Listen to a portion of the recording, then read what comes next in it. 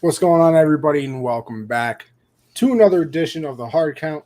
It's your boy, as always, and the guy to my right, this way. See this stupid mirror thing. I always go like this. No, not today. CJ, my brother, what's going on, guy? How we doing? Hey, all is well, man. I was chopping it up pre-game before the show, just getting ready for the season, 9 days away, and I'm excited to get things rocking for week one and to dive into everything. A lot of storylines going into the season. A lot of excitement for the season as per usual. But CJ, this is a special show, a nice show. Yeah. Every show is good, but this is special. Got a little guest because one of the things going into the season, CJ, that listen, I am this close to being a complete idiot. CJ, on the other hand, smart guy, smart, brilliant mind. I don't know. I can't tell you the first thing about a Liz Frank injury, but I know somebody who can. Our very own USN doctor. And let's bring him into the show. How are we doing? I'm doing well. Thanks for having me, man. How are you? Oh, we're doing better now. The show just got smarter. I mean, it's just unbelievable. Why don't you introduce yourself? I know it's the first time you've been on here with us, at least. So let everybody know what you're up to, and then we can jump into things. No doubt. My name's Deepak Chona. I have been in the sort of injury analysis game for a couple of years now under the umbrella of sports med analytics, basically trying to take big data, some machine learning, and then my own background in orthopedic sports medicine to try to figure out, mostly gaining an advantage in sports gambling and fantasy football, but also for the general fan and in the Unwrapped network. I've been lucky to be part of that for a couple of years through Perry. So I am glad to, be joining y'all and see where we go. Hey, man, thanks again for being on with us, bro. I want to just real quick, man, what made you want to dive into sports medicine, growing up, and why was that your passion? Yeah, it's a good question. I back in college, I remember watching SportsCenter, and a guy came on there and he was breaking down the impact of a knee injury in the NBA Finals. And I didn't really know the details of what he was talking about and what he did, but I looked him up and I was like, this guy, I don't know what he does, but I got to do that. And here we are. So he was an orthopedic sports medicine doc, and I kind of like started to expose myself through that. And then it just kind of became a passion. And now I find myself kind of living a dream a little bit, talking about these types of things on the regular. Now you full on medical doctor? You still in school? Yeah, no, full medical doctor. I did my med school, graduated in Philly in 2017, and then finished residency over in California just 2 months ago. So I'm doing a 1-year sports medicine fellowship up in Boston right now. Oh. And then we'll TBD on location, but we'll be doing some sports surgery somewhere. So we'll find a home. Got one of those white jackets and everything? Yeah. I'm not a huge fan of wearing it, to be honest, but I do have one of the white jackets. That's great. Now we have some, there's obviously Dr. James Andrews, some other, big time, sports physicians that have been covering the game for so long. I mean, that's a guy that, if you're covering, especially football, you should know, but especially when it comes to ACLs and some of these major injuries, who are some physicians that you might have looked at, definitely going into the field, and someone that you looked after that you want to model your style after too? Yeah, James Andrews he was kind of the godfather of sports medicine. He started in the game when there wasn't a whole lot of other people doing it. And I read about him fixing, if you may remember, Drew Brees tore up his shoulder at the end of his career in San Diego. And it was like a very extreme tear. And James Andrews fixed it up for him and then got him this basically whole resurgence of his career in New Orleans. And I remember reading about that, and that was kind of an inspiration for me. And then, through residency, I've had a number of mentors. One of whom, Mark Saffron, he's taken care of a number of pro athletes, but he actually fixed up my own ACL about a year ago now. So, you're in good hands when you let somebody cut you open. So, yeah, I'm good. But I've been lucky. I've had a lot of good training, a lot of good mentors along the way. It's cool to hear. That's cool to hear. Now, I want to get into specific players, but before I do that, you hear injuries literally every single week. And I know, like, watching sports enough, you kind of know which ones are going to be worse. But now, got a good old doctor that can actually explain to me why one's worse than the other one. Because that's kind of what I'm curious about too. So, like, just one of them that every single year in football, high ankle sprain. Now, Oh yeah, what's it? High ankle sprain? What's is there a low normal ankle sprain? What's really the difference, and how significant is the difference in that as well? yeah, it's a great question. There is a pretty big difference, and functionally, so basically the what we would call an ankle sprain is what you would kind of think of as a low ankle sprain. So it's really like at the foot. Often the foot kind of rolls in, and you sprain part of that ankle joint, and it's you see athletes get it taped up a lot. The high ankle sprain that you talk about goes up as you can imagine higher than that, so it's kind of between the ankle and the knee, and there's a joint there because there's two bones, so there's kind of a joint there that it's held together by some ligaments, and oftentimes we see instability in that, and that's N'Keal Harry had surgery for this very recently. Usually the low ankle sprains can be treated without surgery, and generally speaking, actually in the NFL, the average time missed is about a week or even less sometimes. Whereas a high ankle sprain, the average time missed is usually 2 to 4 weeks. And then there's a subset of those that do require surgery. So the high ankle is probably more severe in most of these cases, but the low ankle more common. Now, is there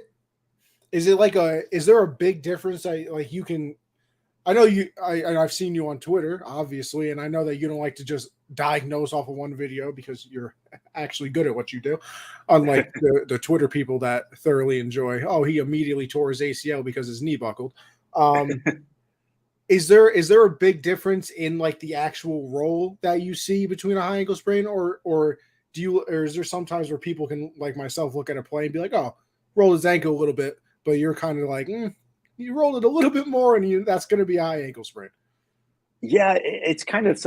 I would say that's a pretty fair way of thinking about it. The low ankle, you can often tell based on the way the foot turns. It's kind of a classic turning, and many of us, anybody who's played basketball has probably turned an ankle before, and that's kind of that low ankle sprain for the most part. You can kind of play through a lot of them, but it swells up and it gets stiff.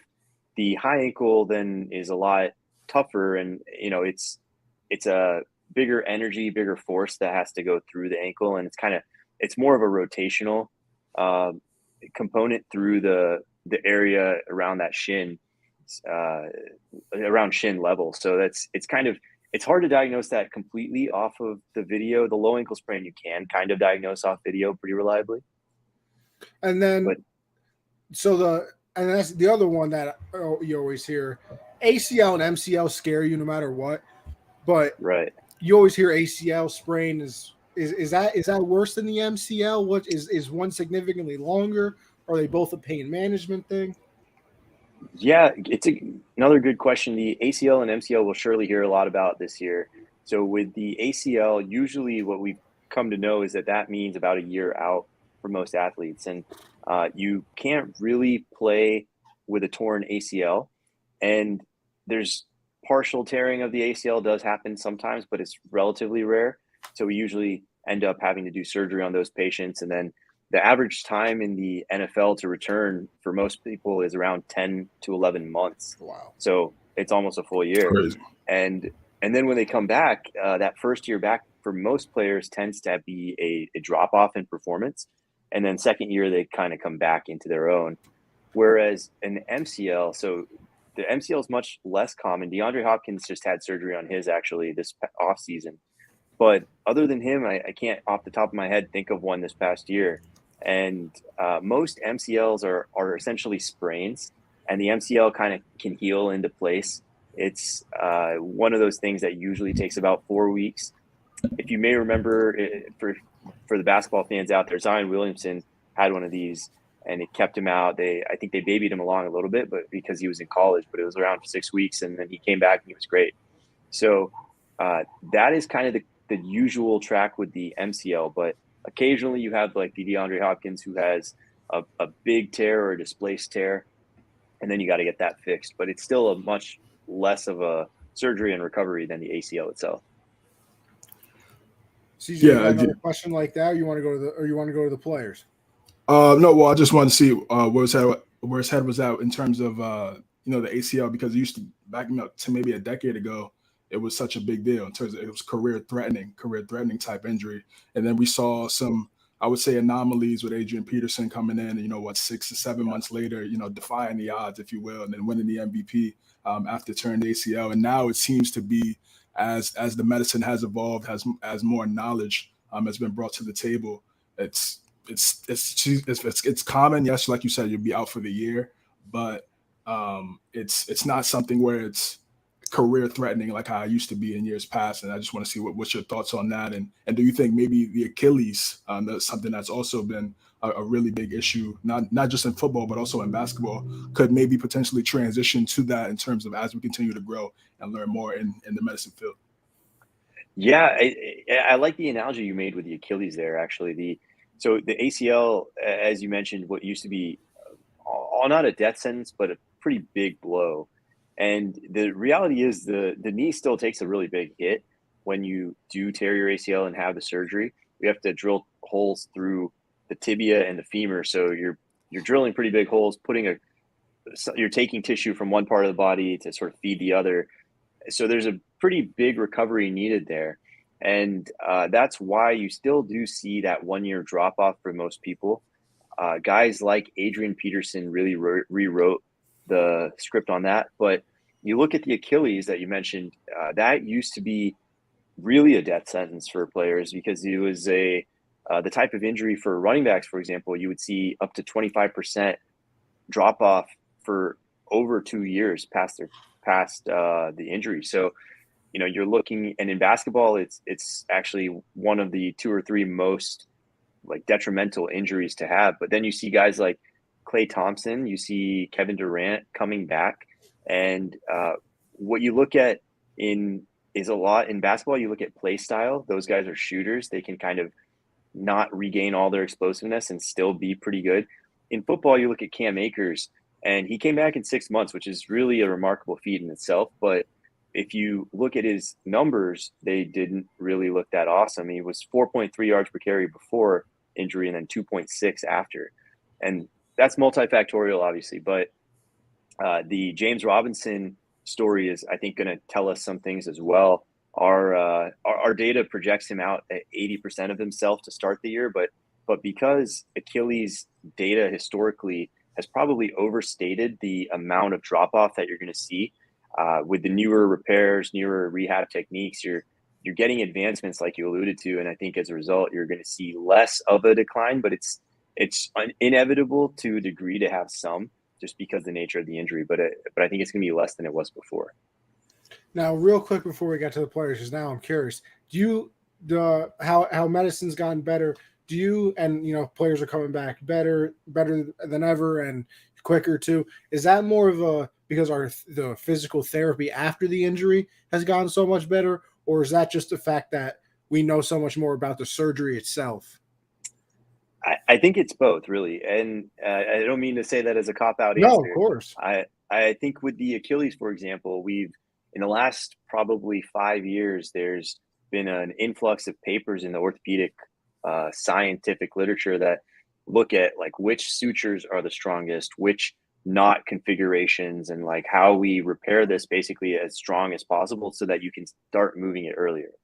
And the same is somewhat true of the ACL, where we're saying, all right, well, we know a little bit more about the biology and the cells and what they're doing on a microscopic level now than we did 10 years ago. So maybe does that mean we can advance the rehab a little faster? So they kind of go hand in hand, but both advancements are key.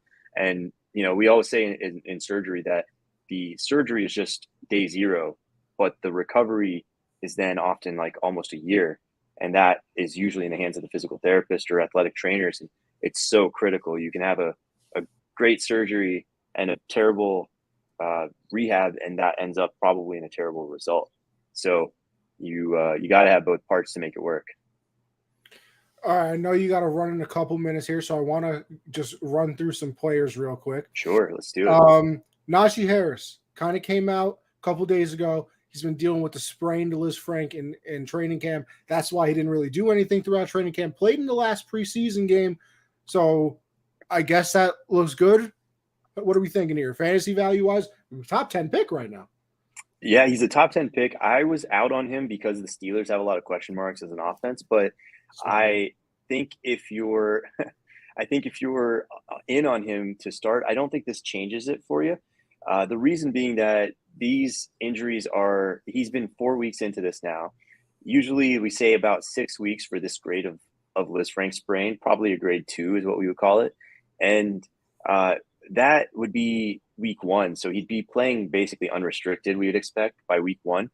But then beyond that, it usually takes about 2 more weeks for him to gain 100% of his explosiveness back.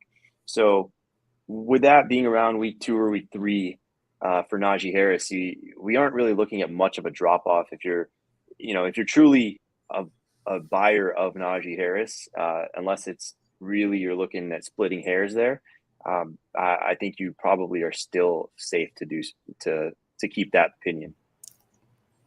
Then we got Jimmy Garoppolo, a guy who we thought was definitely on the market for potentially going to a newer team after last year going to the NFC Conference Championship game with the 49ers. Then he had the surgery on his shoulder, I believe. What's an update on that? And he just restructured his deal, so it looks like he's going to stay with San Francisco this season and backing up Trey Lance. So with his injury and how the trade talks kind of stalled with him, what do you think really happened there with Garoppolo? Yeah, that's an interesting question. I read a lot about it, and with Garoppolo, it looks like they had him looked at by a couple of docs, and they recommended trying non-operative treatment. And then Garoppolo had another opinion, and so it's not uncommon to have differing opinions, and some of these are kind of borderline calls. But that doctor recommended surgery, so he did have surgery. It sounds like it was probably a small or a partial rotator cuff tear. And that's one of these small muscles that help stabilize the shoulder. It's a big deal for a thrower. But we have seen players like Cam Newton come back from this and be okay. And the thing is, it really, the timeline more than anything else, I think, is what hosts his trade value. Because if he wasn't having surgery, people could be watching him throw, work him out, check him out and everything. But then with him being shut down and there's this question mark of, throwing shoulder surgery, it's just a giant question mark. And I think at this point he's going to be fine, but I think that is mostly because the tear was kind of probably a borderline call in the first place. I got 2 more for you, then you can run. Tyron Smith, obviously a very big part of the Cowboys offensive line. A Avulsion fracture of the knee. I looked all of these things up on the internet. I'm not that smart. And then Michael Thomas with the ankle. Everybody wants to know, is he coming back 100%? So just curious on those. So Tyron Smith is a brutal blow for the Cowboys. If you look at, these hamstrings, he's a Hall of Famer. And if you look at these hamstrings, they take a while for him so he's going to have surgery. The avulsion fracture basically means the muscle, it's a pretty strong muscle, so it pulled off a piece of bone. And what that means is that they're going to tack that piece of bone back down where it goes, but then they have to sort of immobilize him to keep it from pulling back off. And then once that bone healing happens, which is about a 6-week turnaround, then it takes a couple months for him to get back his mobility, his strength that makes him such a good player. And the explosiveness with that hamstring for a guy of his size is really kind of the key in getting him back to an effective point. And that's going to be a struggle. So they're saying 4 months. I think that's a pretty realistic early timeline. What we tell most athletes is 4 to 6. So you may see him back at the very end of this year, but it would be a surprise if he's, hitting the field at 100% that early. And then with regards to Michael Thomas, this is one of the guys I've been high on since about this time last year when he had the surgery. He had some ankle ligament issues. And the fact that they initially tried non-operative treatment and that failed, which is what caused this whole delay and why he missed all of last year. But the fact that they tried that in the first place tells you that it probably was a borderline call. It probably wasn't a drastically displaced or severe injury. And that, in combination with the fact that the recovery for this surgery is around 4 to 6 months, and he's now had over double that time, tells me that he's probably pretty strongly recovered from an injury that wasn't crazy to begin with. So I think Michael Thomas, from that standpoint, is going to look great. Now, the one caveat is he's now had this hamstring strain that's come up in the preseason, and these do have a tendency to recur. Preseason hamstrings kind of tighten up, and they lead to more statistically more likely to miss time once the regular season starts. Wow. So even though I do expect him to be there week one, I do expect him to play well. There's a good chance that he's not there for 100% of the games. But with that being said, you're getting him, if you're talking fantasy, around 6 or 7, and I'm jumping all over that, kind of expecting a mid wide receiver 2 from Michael Thomas. I think he's going to be pretty good. Yeah. Well, Deepak, I appreciate the time you've given us. I know you got to run, but before, obviously, make sure you plug, where everybody can find you, and then we appreciate the time, brother. Appreciate you, no brother. doubt. Thanks for coming no on. doubt. Anthony CJ, this has been awesome. I love talking this stuff, so I'm happy to do it anytime. As you said, I am on Twitter, Instagram, YouTube, TikTok as SportsMed Analytics, all one word. And if you hit me up there, we will continue the conversation. And if you guys have questions or want to know about a player, want to know what the injury outlooks are, just fire away and we'll make it happen. Thank you for your time. And I obviously hope to have you on again. Yeah. All right, no doubt. We will be in touch, I'm sure. See you guys. See you guys, man. Thanks for coming on, brother. Appreciate it. That was good. Yeah, that was great, man. Yeah, that was a great interview. Dropped a lot of info on us, man. Definitely got to have him on soon. More often, especially as the season winds down. We get more information about just specific injuries, and this is the NFL. It's a violent sport, and guys, it's collision course. And I think we're gonna have the doc on pretty often this season for sure. So thanks again, Dr. Chona, for stopping by, and looking forward to some more episodes with him.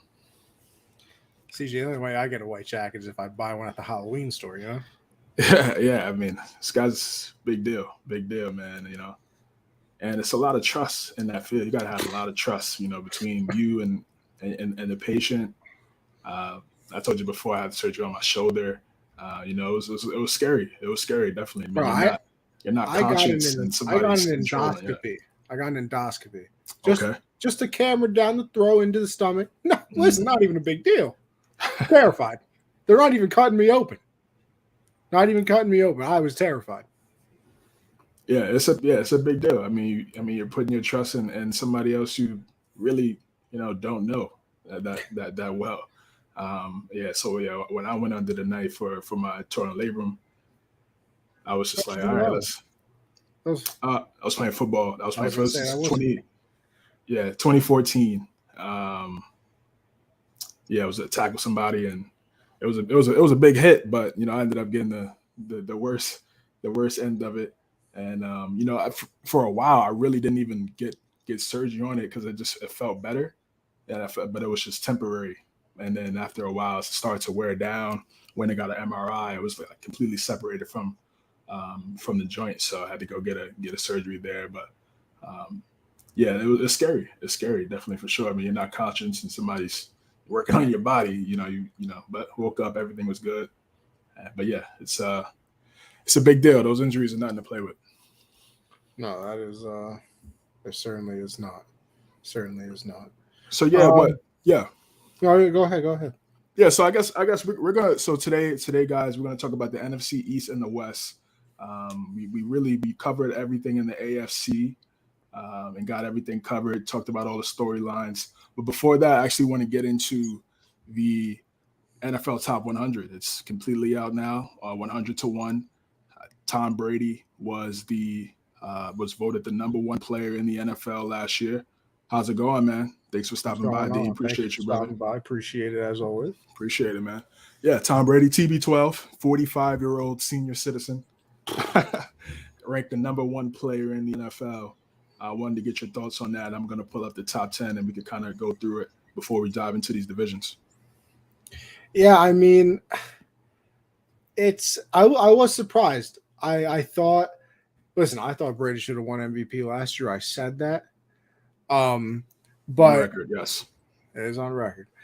But they gave it to Rodgers. I thought that meant he would just get #1 kind of automatically.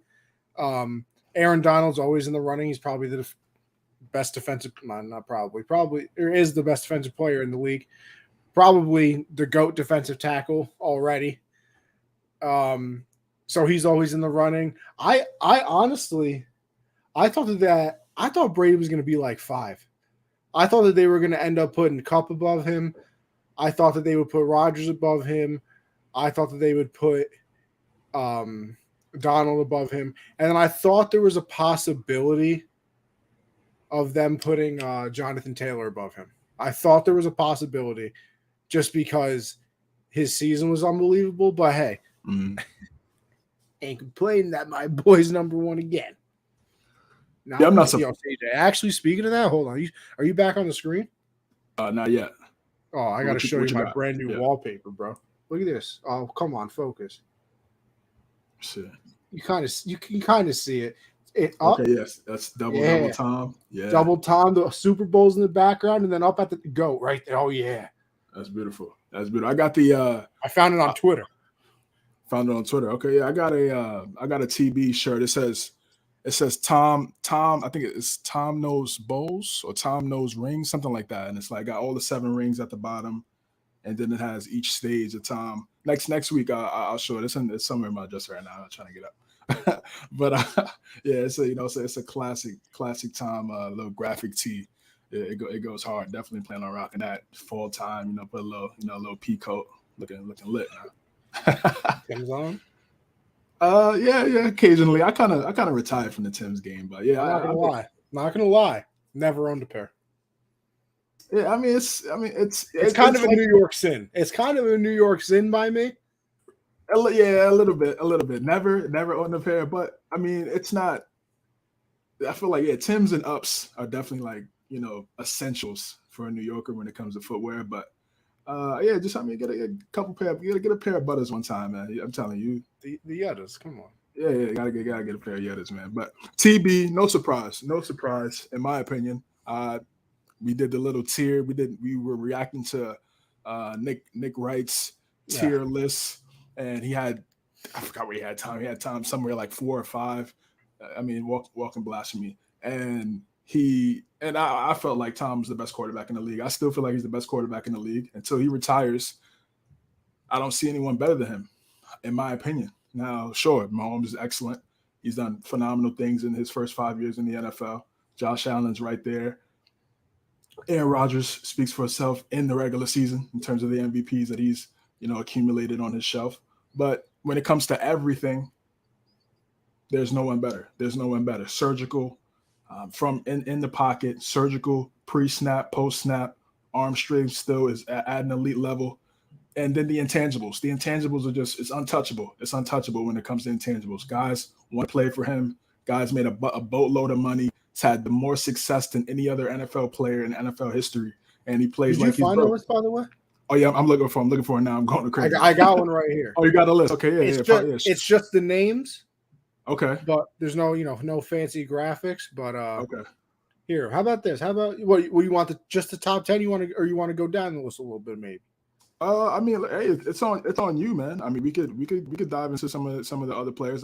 Top 10 to me, rank it, number wise in terms of ranking. I'm gonna start at this, CJ. I'm gonna start at 15. Okay. How's that sound? Maybe I'll start at 20. Start at 20 because I feel like me and Josh talked about this yesterday. There were some things that I was a little, you know how I am. Start at 20. J.C. Jackson. Probably. I'm not mad at this. He's probably the second best corner in the league last year. maybe the best, possibly. Up there, yeah, definitely, no doubt, top 5 for sure. I thought they would give Debo more love for playing the 2 positions, but I'm also not mad at him at 19 because, man, I don't know if I'll be wrong in saying this. I like Debo. I think he's very good. Yeah. But I don't think he's a top, I don't even think he's a top 8 wide receiver.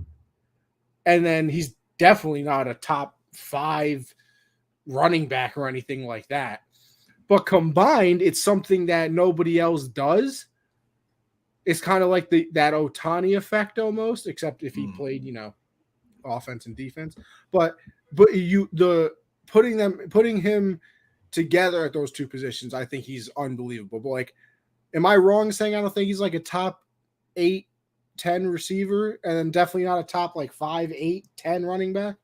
No, I don't think you're wrong. Listen, he's a top. I would say he's a top 3 weapon in the NFL. Yes, offensive weapon. Just because of all the things you just alluded to in terms of the versatility and how he could play. He could be in the backfield and make an impact, just like if he was on the outside running routes and creating catches. The yards after the catch. I mean, it's right up there with Cooper Kupp in terms of just continuing to go downfield after getting the reception. It makes the offense so much more fluid, so much more dangerous. Top 8 seems fair to me. He didn't have Kupp, Tay type numbers, but I think this year, if Lance is what everybody is expecting him to be in terms of the ability to throw the football down the field and having a stronger arm than a guy like Garoppolo that we talked about with Deepak, maybe those numbers go up and he's getting into that top 5. But top 8 it's really everybody in that top 8 probably it's outside subjective. I'll say from 3 to 8 it's very subjective. I think Tay and Kupp have solidified themselves as 1A, 1B coming after the year that they had last year. But yeah, everybody else it's definitely debatable. So yeah, I mean you're not crazy for that take. Shaq Leonard 18, I think is him and Fred Warner to me are the best linebackers in the league. I know Bobby Wagner still lives, but it's not the same as he was. If this is 4 years ago, the man was blowing people out of the water. Him and Luke Kuechly were dogs. But special, man, what a golden age of linebackers that was, by the way. And Luke Kuechly and Bobby Wagner at the same time. I mean, they were animals on the field. They were. Yes, they were. So I don't have a problem with him at 18. Justin Jefferson at 17, a little surprised. Thought he'd be higher. I'm not going to lie. Okay, and this is where I kind of get in trouble and get called a hater. Tyreek Hill's 15. I would swap him. You would swap him with Tyreek Hill. Trent Williams? No, I would. Justin Jefferson. No, okay. Justin Jefferson, I would swap with. I would rank Justin Jefferson higher than Hill. Yeah. I mean, again, it's the same thing. It's the same thing with the Debo discussion, bro. I mean, both guys electric at what they do. Tyreek, man, is just he just has video game type speed, man, and he can really take a game over. That I mean, yeah. that Buffalo Bills game, 67 yards to the crib off a slant. I mean, I don't think there's any. Maybe Chase, probably the only guy, maybe that can do that. It's only but 1 or 2 guys that can really, duplicate that type of play. So he's special, man. He's special. So 18, just JJ Jets is 17, Tyreek is 15. That seems fair. Vic was good. So the Jets are keeping Mike White over Striver Lighter. Why must I suffer? Yeah, his name is weird to pronounce. Why must I suffer, Donnie C and King James? Blah blah. CJ, I want to hold CJ. Yeah. Here's the thing, though. I want to hold that conversation because I got some. Because we talked about the preseason, and how I think it's absolutely useless.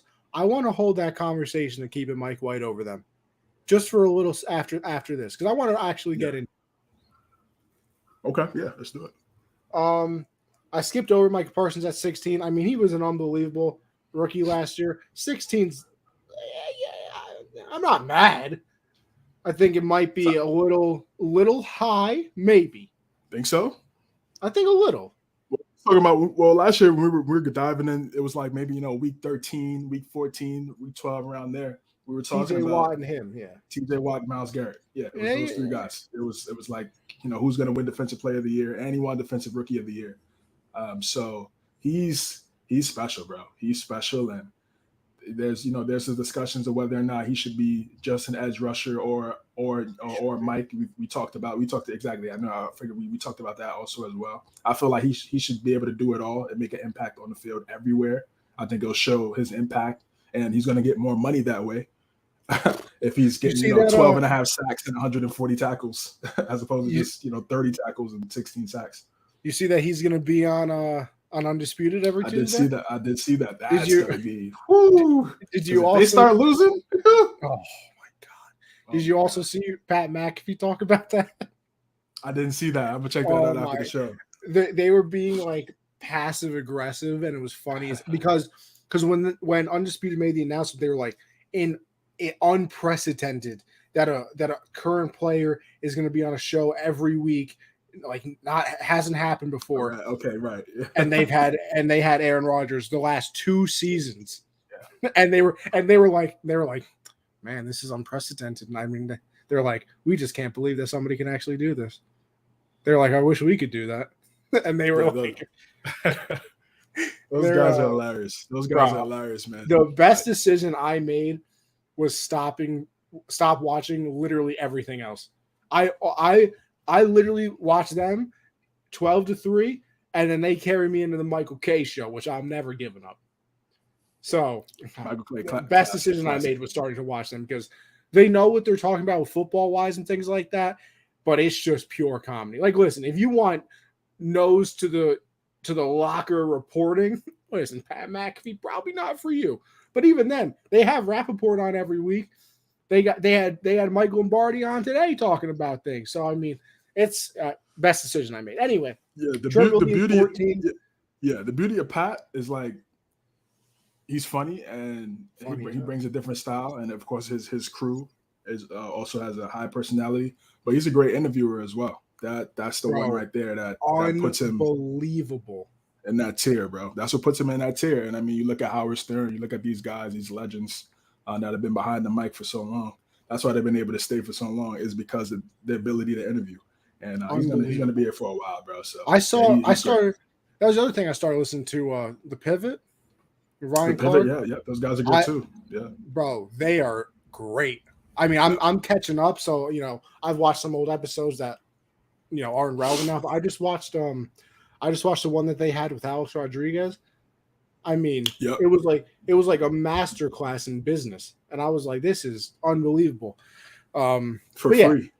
Yeah, for free. Trent Williams is it's not even close to me. Not even close. Yeah. The best tackle in the league. So him at 14, honestly, you could have put him top 10. And I'm not mad at it because I mean the blocks that this dude lays out. By the way, cancer survivor. You're right. Yeah, which is again Washington. Just real Washington quick, with that. Nothing. Yeah, just that organization, man. It's just. I don't feel like a lot of people are talking about this. I just feel like it's just getting swept under the rug. We talk about number 4 and what he did, and we talk about some of these other things, but I mean it's been dysfunctional for what, since Snyder owned the team. Like I mean it's been the most functional year they ever had was RG3 for one season. Rookie. Yeah, that's it. So. Other than that, it's I mean, it's a mess. Yep. CJ, you know what I'm going to say. Oh, Josh. Yeah, I thought he would be top 10. I thought he was going to be top 10, in my opinion. And they're doing this after the season. I believe this is after the postseason. So, I thought he'd be a top 10 player just because of how he played, and he was their best running threat and passing threat in Buffalo last year. Had the most total touchdowns in the league. Yeah, I was shocked by that. Listen, Derrick Henry, we talked about Henry too, and he could have broke Eric Dickerson's single season record. Eric Dickerson's single season record. And Myles Garrett's special too, but I thought Allen be up there, but I like the parity, bro. I don't want to have, a top 10 and the players in the then the it's all NFL. It's like, it's like 8 quarterbacks. Like, you spice it up a little bit. We'll go into that top 10. And hold on, let's get this BS out of the way, and then you got to scroll back down. Yeah.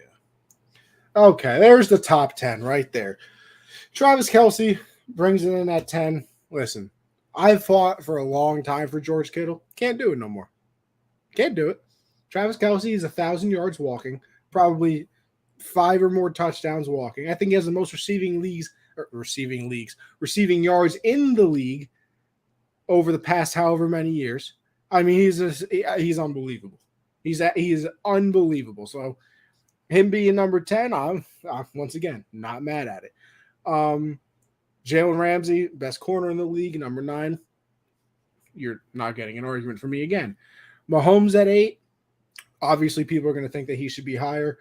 They started off a little tough. So yep.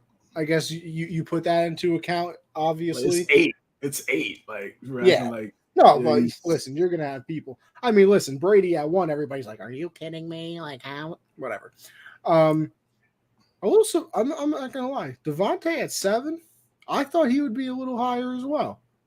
I thought he would crack the top 5. But, I mean, this top 6 is just – let's go with number 6. You have the Defensive Player of the Year at 6. Yeah. Should be back-to-back, but, Yeah, should have been. You have Jonathan Taylor, who was head and shoulders the best running back in the league. Should have got MVP votes in my eyes. Yeah, for sure. You have Cooper Kupp, who was the first wide receiver to get an MVP vote since Randy Moss in that 2007 season. Won the Triple Crown. You have Rodgers, back-to-back MVP. Aaron Donald, kind of gets the Jordan treatment Jordan Brady treatment, where we're almost like, well, yeah, it's Aaron Donald. Obviously, he should do that. No, he should not do that. He's a defensive tackle, you idiots. It's unbelievable what he's doing. It's disgusting what he's doing. It's crazy. And then the go to number 1, who had I think it was the most passing yards in the league, had the most air distance in the league. I mean, so I honestly, I'm not gonna lie. I've seen some pretty trash lists come out from this top 100 list, because let's be real here, and former players say it all the time, so this isn't just me thinking it. They don't really care about these lists. Like, they fill them out and then they're like, yeah, here, sure, take it. Or I've literally heard that they've had their assistants or the ball boy fill out the list for them. So, they're definitely not taking this list as the most serious thing ever. But hey, whatever ball boy they handed their slip to, did a pretty damn good job. This is a pretty good list. It's a great list. Again, just running it back. Kelce, it speaks for itself. It speaks for itself what he's done in the last 6 years or so at the tight end position. Him and Gronk over the last decade, there's no one better than those guys. And Kelce, the yards after the catch, man, just the route running is so crisp, just too elite. Ramsey, yeah, people I think kind of look at him differently because of Chase and how Chase, but it's Jamar Chase. It's not like he was getting burned by a scrub. You know what I mean? It's like a 4th-string wide receiver. It's one of the best young receivers we've seen ever. So yeah, it's not nothing to get. And then the touchdown on Mike Evans, again, one of the most underrated wide receivers in NFL history. Pat at 8 is cool. Pat at 8 is cool. Again, he still had a great year. They were 3-2. They were able to weather the storm, get right. There was definitely some discussions and how they were going to play. They fixed that O-line a little bit, and he got on track and had a great game in that divisional round against Buffalo, and they fell short against Burrow and the guys, but still top 10 player, no doubt about it. No one would ever say anything otherwise. Tay's elite, and I think some people think he might take a step back this year because he's not playing with Rodgers. I don't understand that either. I don't understand it because he's the clear number 1 on a good offense. Yes. And here's the other thing. Who else did you have to worry about in Green Bay? And he still put up those numbers. Yes. Now he's going to the Raiders with Darren Waller, Hunter Renfrow. You don't think he's going to get less double coverage? What are you going to do? Double cover him leave Renfro on an island to just absolutely destroy your slot corner, and then leave the middle of the field open for Darren Waller? Exactly. And the key thing is his relationship with Carr is it's probably right. It's probably better than it is with Rodgers, just because of how they came up together and playing college football. And they train in the offseason, so that chemistry is there.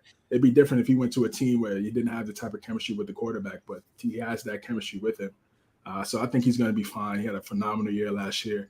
TJ Watt should have been back-to-back, like I said earlier. He's an excellent pass rusher, run stuffer. Him and his brother, man, what they've done in the last decade at that position on that defensive line is just something you could write a movie about for sure. I mean, those guys are what legends. the hell they fed them, but their parents and God, man, definitely.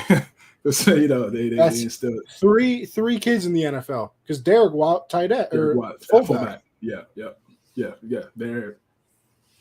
They're cream of the crop when it comes to a football family. They're elite. Jonathan Taylor, 1,800 rushing yards.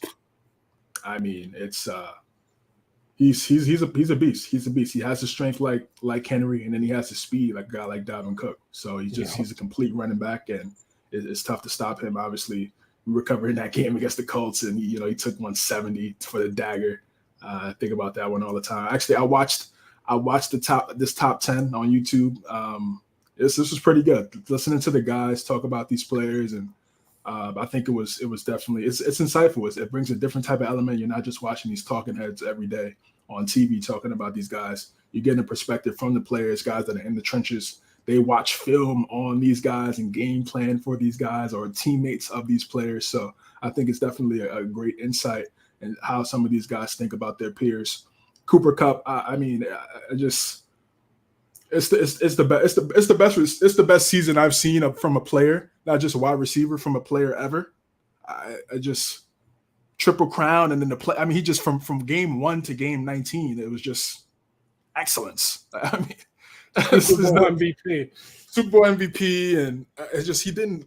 It was no drop off at any point during the season at all. He got better in the playoffs. Him and Stafford. I mean, for them, their chemistry, for it to be that crisp in just one season, it just speaks to the amount of work they put in throughout the season, the off season. That's going to be a duo I'm going to be watching for years to come. I think that could be a special duo if those guys continue to stay healthy. Aaron Rodgers,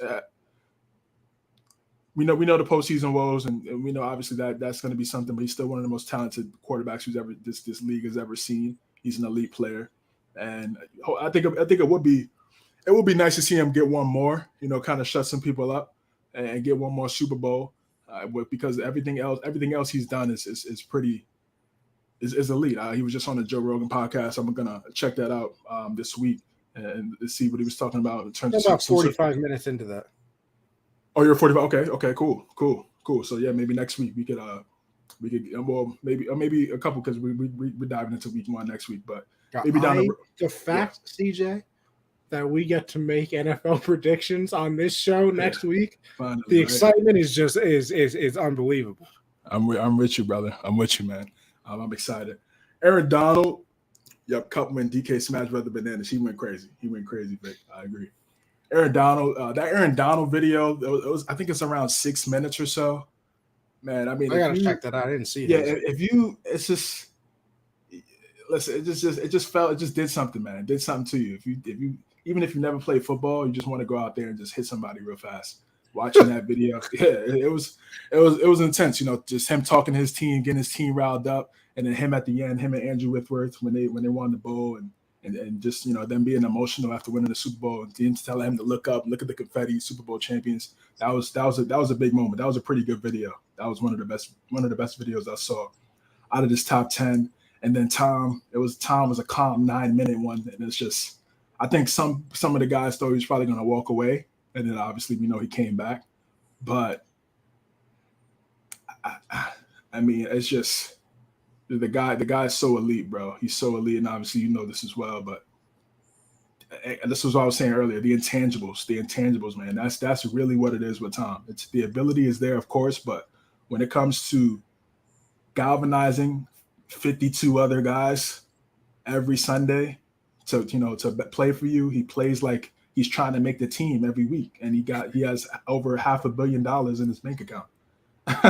It's crazy. He's gonna have another 350 when he retires. Yeah, he's gonna touch a Billy. I'm pretty sure he'll touch a Billy before 50, no doubt. So CJ, I looked it up real quick. Yeah. Just because, Cooper Kupp's worst game last year, 5 catches for 64 yards. That's not even a bad game. Yeah, and again, it's tough for me to even say like that's a bad, because I don't know what happened in the game and context. So for that, just that one subpar game out of 18. CJ, listen to his first 3 weeks of the season. He went 7 for 108 with a touchdown, 9 for 163 with 2, and then 9 for 96 with 2.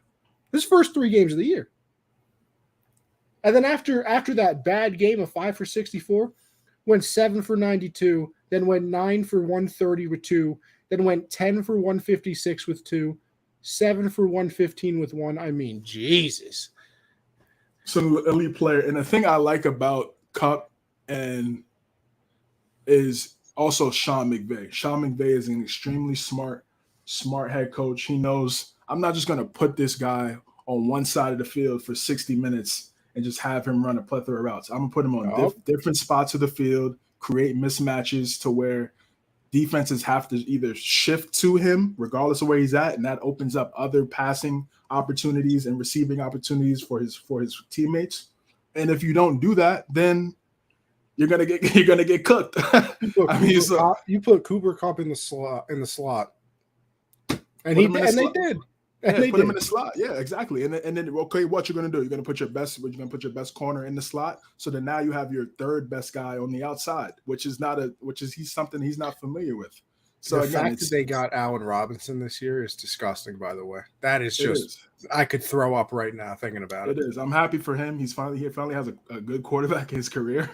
So he should ball out. He should definitely be balling out this upcoming season. It was certainly tough. It was certainly tough for him for a long time. Yeah, Zachy. What's going on, man? What's up, man? Appreciate you stopping by, man. Like and subscribe. Hit that like and subscribe for on YouTube, guys. Hit that notification bell for the next time we go live. Again, we're going to remind you guys at the end of the show, next Tuesday, I'm kind of having I want to say a panel. We're going to have some. Yeah, we're having a panel with our guys, with our colleagues with the Unwrapped Sports Network, diving into week 1 of the NFL season. Make sure you guys check that out. Tuesday, 9 p.m. Eastern. Going to be a big show. Definitely looking forward for you guys stopping by and chopping it up. Of course. All right. You want to go into these divisions? Let's do it. Yeah, let's go right to the Super Bowl champions, man. Let's talk about the Los Angeles Rams. One of the best teams in the NFL. Definitely right up there again this year coming up. I think they're going to continue to be great. I don't see that much of a drop off. You just talked about how they brought in Allen Robinson. I'm just going to close this out real. Here we go. They're ranked the number 4 team in the league from teamrankings.com. Shout out teamrankings.com. Do a good job in terms of getting stats together on this website. So yeah, they're ranked number 4 in the league. I would say top 1 or top 2 in the NFC. 4th? Yeah, well, I think it's Buffalo, Tampa Bay. I'm blanking on the third team, but yeah. Is it the Chargers? It could be. It could be. That'd be shocking to me that they'd have Los Angeles over the reigning champs, but I'm just trying. You'd have to check that 4. Out. Wow, I thought they'd at least be 2. Yeah, what's your thoughts on this team, man? I mean, they, F them picks. That was the motto. They brought in Stafford and from Detroit, and he came up there, won a Super Bowl in their home arena, just like how Tampa Bay did the year prior. And I don't see them falling off anytime soon. Now Stafford, we should have talked to Deepak a little bit. I forgot about Stafford with the elbow. I did too. That was a little of a concern at the start of camp, and we'll see how that plays out going forward. But yeah, what's your thoughts on the Rams, and do you think that they can repeat? I mean, the team is repulsively good. Like, you have Stafford, who I'll go to war with as a top 10 quarterback. I don't know how people can still sit here and say that he's not. And also, you got to think about it. He threw quite a lot of interceptions last year. He might have led the league in interceptions. I don't think that happens again. So imagine he puts up the 30 plus, 40 plus touchdowns he puts up, without leading the league in interceptions. So they can get better, and they did get better because, like we just said, you sign Allen Robinson to be your number 2 wide receiver who, let's be real, his entire career has been a number 1. He was just a number 1 with Chicago until last year when they literally just forgot that he was on the offense, and Justin Fields also had absolutely zero time to throw the ball, so they couldn't get it to him. But you're putting him in an offense that has the reigning Triple Crown winner on the other side of him. Who's covering Allen Robinson? Because everybody is terrified of Kupp now. And we even saw when Odell got there, made things a little bit easier. They got Allen Robinson the whole year now. And I know everybody's recruiting him, but Odell might come back to the Rams. So you have Allen Robinson. Cam Akers is going to be back for the full year. Now, like we said, we talked to Deepak and got a little worse after he came back. But hopefully he finds that explosiveness again and gets back to his old self. And then you just casually go over to the defense, who has, like we just said, probably the greatest defensive tackle of all time, the best corner in the league, and then you add a Hall of Fame linebacker in Bobby Wagner. Now, is Bobby Wagner the same player he used to be? No, he's not. Now, is that a bad thing? No, because even if he's CJ, give me 70% of him. That's better than a lot of people. Plus, you don't think the people around him are going to get better? That's a smart dude.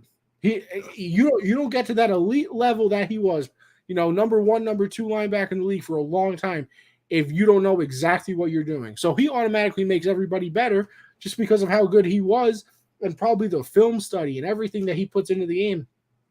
So you add Allen Robinson, you get another year of, I don't know how the connection can get better, but of Kupp and Stafford and then Bobby Wagner, and they're unbelievable. Like this, everybody worries about the Super Bowl hangover and this and that. If there's a team that's going to repeat since the Pats did it, it's got to be this one. Because, you win the Super Bowl, you usually start losing people. They kept everybody and got better. Yeah, they're a powerhouse in the NFL. This is a big game. Week 1 against Buffalo. I can't wait for this game. It's in 9 days. We've been saying this ad nauseum over the last couple weeks, but that's going to be a big-time game. We got 2 of the best teams in the NFL. Big test to start the season for both squads. It's at SoFi, so they're going to get the home field advantage. They're an elite team. They're an elite team. They have everything in place to repeat. I agree. It's going to be very tough. We haven't seen a team repeat in almost 20 years. So it's definitely a tough thing to do in the NFL. Injuries play a factor. Teams that we don't expect to be good to start the season are good and become a threat.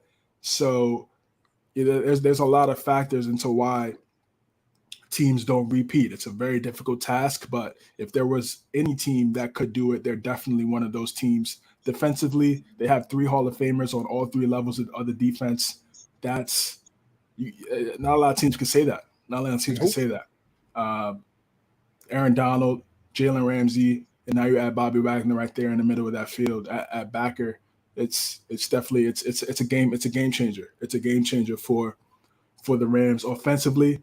Cam Akers, would like to see him be 100% and play like that top back that we saw him play at times. He struggled with the fumbles in that Buccaneers game, which was one of the reasons why Tampa Bay would have the ability to come back and make it very interesting until Stafford and Kupp made magic in the fourth. But I want to see him get back to the swing of things, because even though, yes, they had a great passing season with Kupp and with Stafford, it's still in the roots of McVay to run the ball, continue to be aggressive at the point of attack, have an athletic offensive line. I want to see who's going to be that guy on the left tackle to replace a guy like Andrew Whitworth, not even from a talent standpoint, but also from a leadership standpoint and everything that he brought. Walter Payton Man of the Year last year. That's going to be something I'm going to be looking at when it comes to Los Angeles, that offensive line. Wide receivers, Van Jefferson, want to see if he could take that step and solidify himself as that number 3 guy. Or maybe we see Odell, an Odell reunion in mid-December after he's officially ready to go and 100% after tearing his ACL in the Super Bowl. So I just think this team is stacked. The division is still competitive, very competitive. The 49ers aren't going anywhere. They still have a really good record against the Rams, despite being able to get over the hump last year. The Cardinals still have an extremely talented quarterback in Kyler Murray. They have some talented guys on that team, not just Kyler. D-Hop, when D-Hop comes back from his suspension. J.J. Watt's still there. If he could either get back to 100% and then continue to play at a high level. We haven't seen that as late, but it's very possible. Maybe he could get to that if he stays healthy. They have some Buda Baker. They have some guys on that team. So it's not going to be an easy road, but I think they have everything in place to continue to be great and be successful. And I think they're definitely going to be one of these top teams when it's all said and done. Listen, we've seen some pretty good games. Like last year, kick off the season, the Bucs and the Cowboys was unexpectedly very good to me. Mm. But this Buffalo Ram game, see that this has game of the year potential. Week 1 of the season, right away, out the gate. Yeah, I'll tell you, the NFL. There's a lot of things that I look at for certain sports that, like, why would you schedule that? Like Sunday Night Baseball during the baseball season, like they put some matchups up there that I'm just like, nobody's watching this. Like the Field of Dreams game this year, their little special thing. The Cubs and the Reds, they're terrible, both of them, absolutely awful. The NFL is so good with their scheduling, like, and you noticed it, CJ. The Thursday night games this year are ridiculous. I wonder why. Maybe because it's the first year on Amazon Prime, so they want to give them amazing games, get all of their money, and be like, "See, this is what you could have with us." And then maybe 3 years later, it's back to Jets Jags. And you got a heavy hitter announcing the games, man. Al Michaels. Kirk Herbstreit. He's cool. Did you catch them? Did you see them do the preseason game? I saw a little bit of it. How was it? Because I didn't see a second, not 1 minute of it. It was good. Obviously, they got they have some things they got to work on. They're a new duo, but Al Michaels is a legend, man. He's a legend, and Kirk is pretty. He was pretty great in college football. I was a fan. Him on the ABC. I believe it was him and I want to say Fowler or Reese Davis. It might have been Jim Fowler. But yeah, he did a great job, and now he's transitioning to the NFL. I think he did an NFL game on ESPN last year, and I was like, oh, okay, he's doing some NFL games now. And then we ultimately saw the transition to that being more of a constant for him.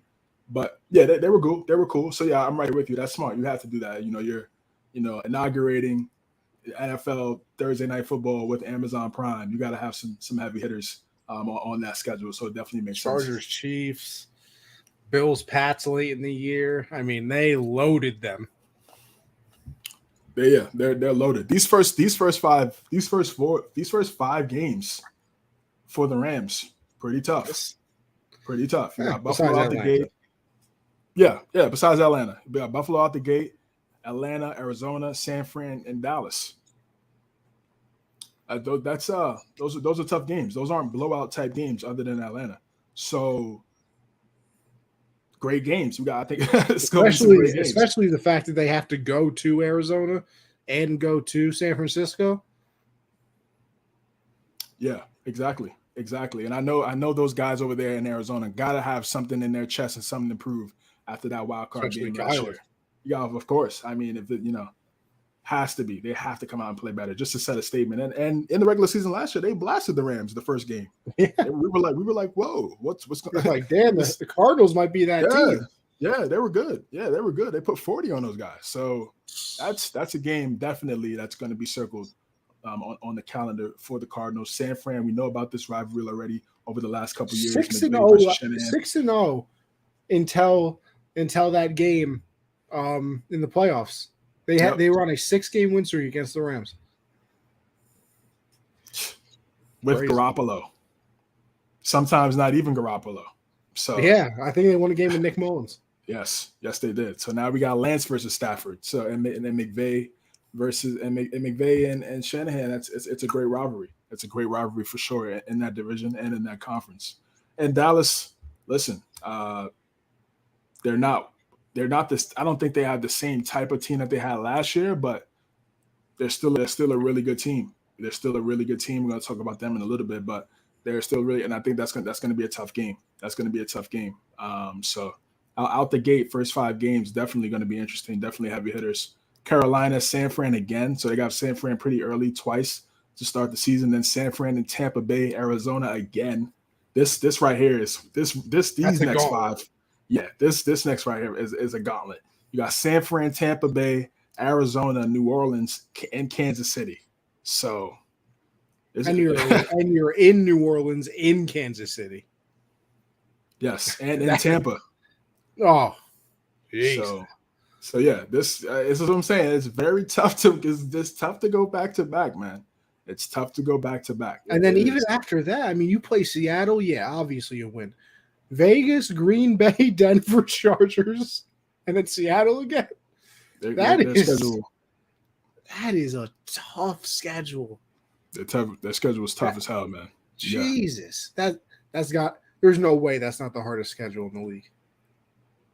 I mean, it gets weighed down very much by Seattle, but yeah, and that's just because that's their division. Other than Seattle and Carolina and Atlanta, every other game pretty competitive.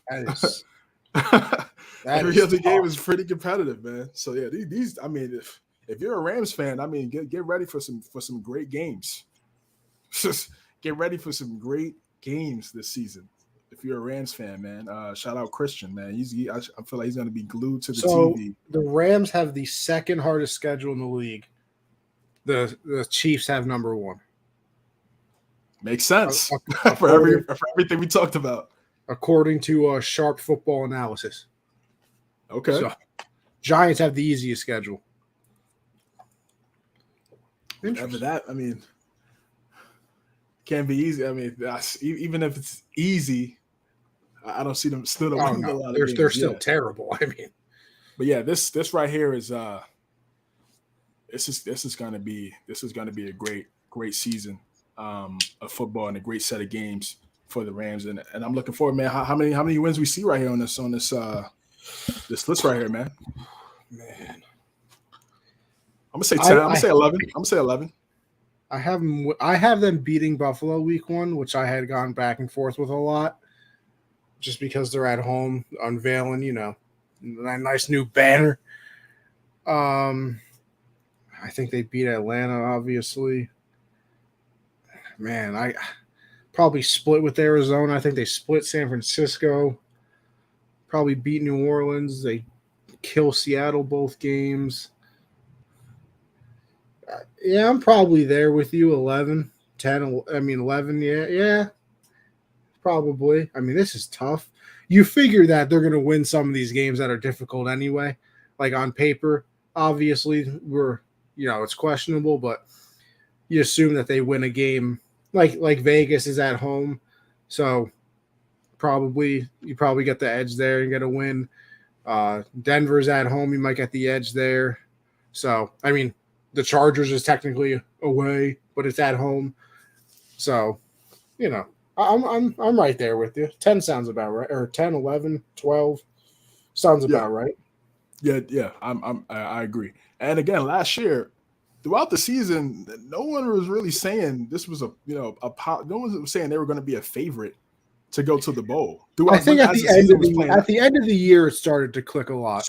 Towards the end of the year, yes, but even they had lost that game to San Fran, and people were like, what can McVay beat Shanahan? That question was still out there. I believe they lost to. I want to say they lost to Green Bay. In Green Bay, and then we talked about that game against the Cardinals, but they were able to in the postseason, they were able to get all those games back in blood. I mean, they beat San Fran, they beat the Cardinals, and they beat Tampa Bay. They got Tampa Bay's number. I think they're a really good matchup for Tampa Bay. So yeah, this is, I see 11 games for sure for the defending champs. Yeah, I mean, it's going to be fun to watch them. I'll tell you that. For sure, man. Now let's dive into the one of the rivals of the Los Angeles Rams, the San Francisco 49ers. Big transition, big move for the 49ers this year. Jimmy Garoppolo, no more. He will be the backup now after not being able to get a deal elsewhere via trade for another team. So he had his deal restructured. He's going to be the backup for the San Francisco 49ers this season. And Trey Lance gets the call.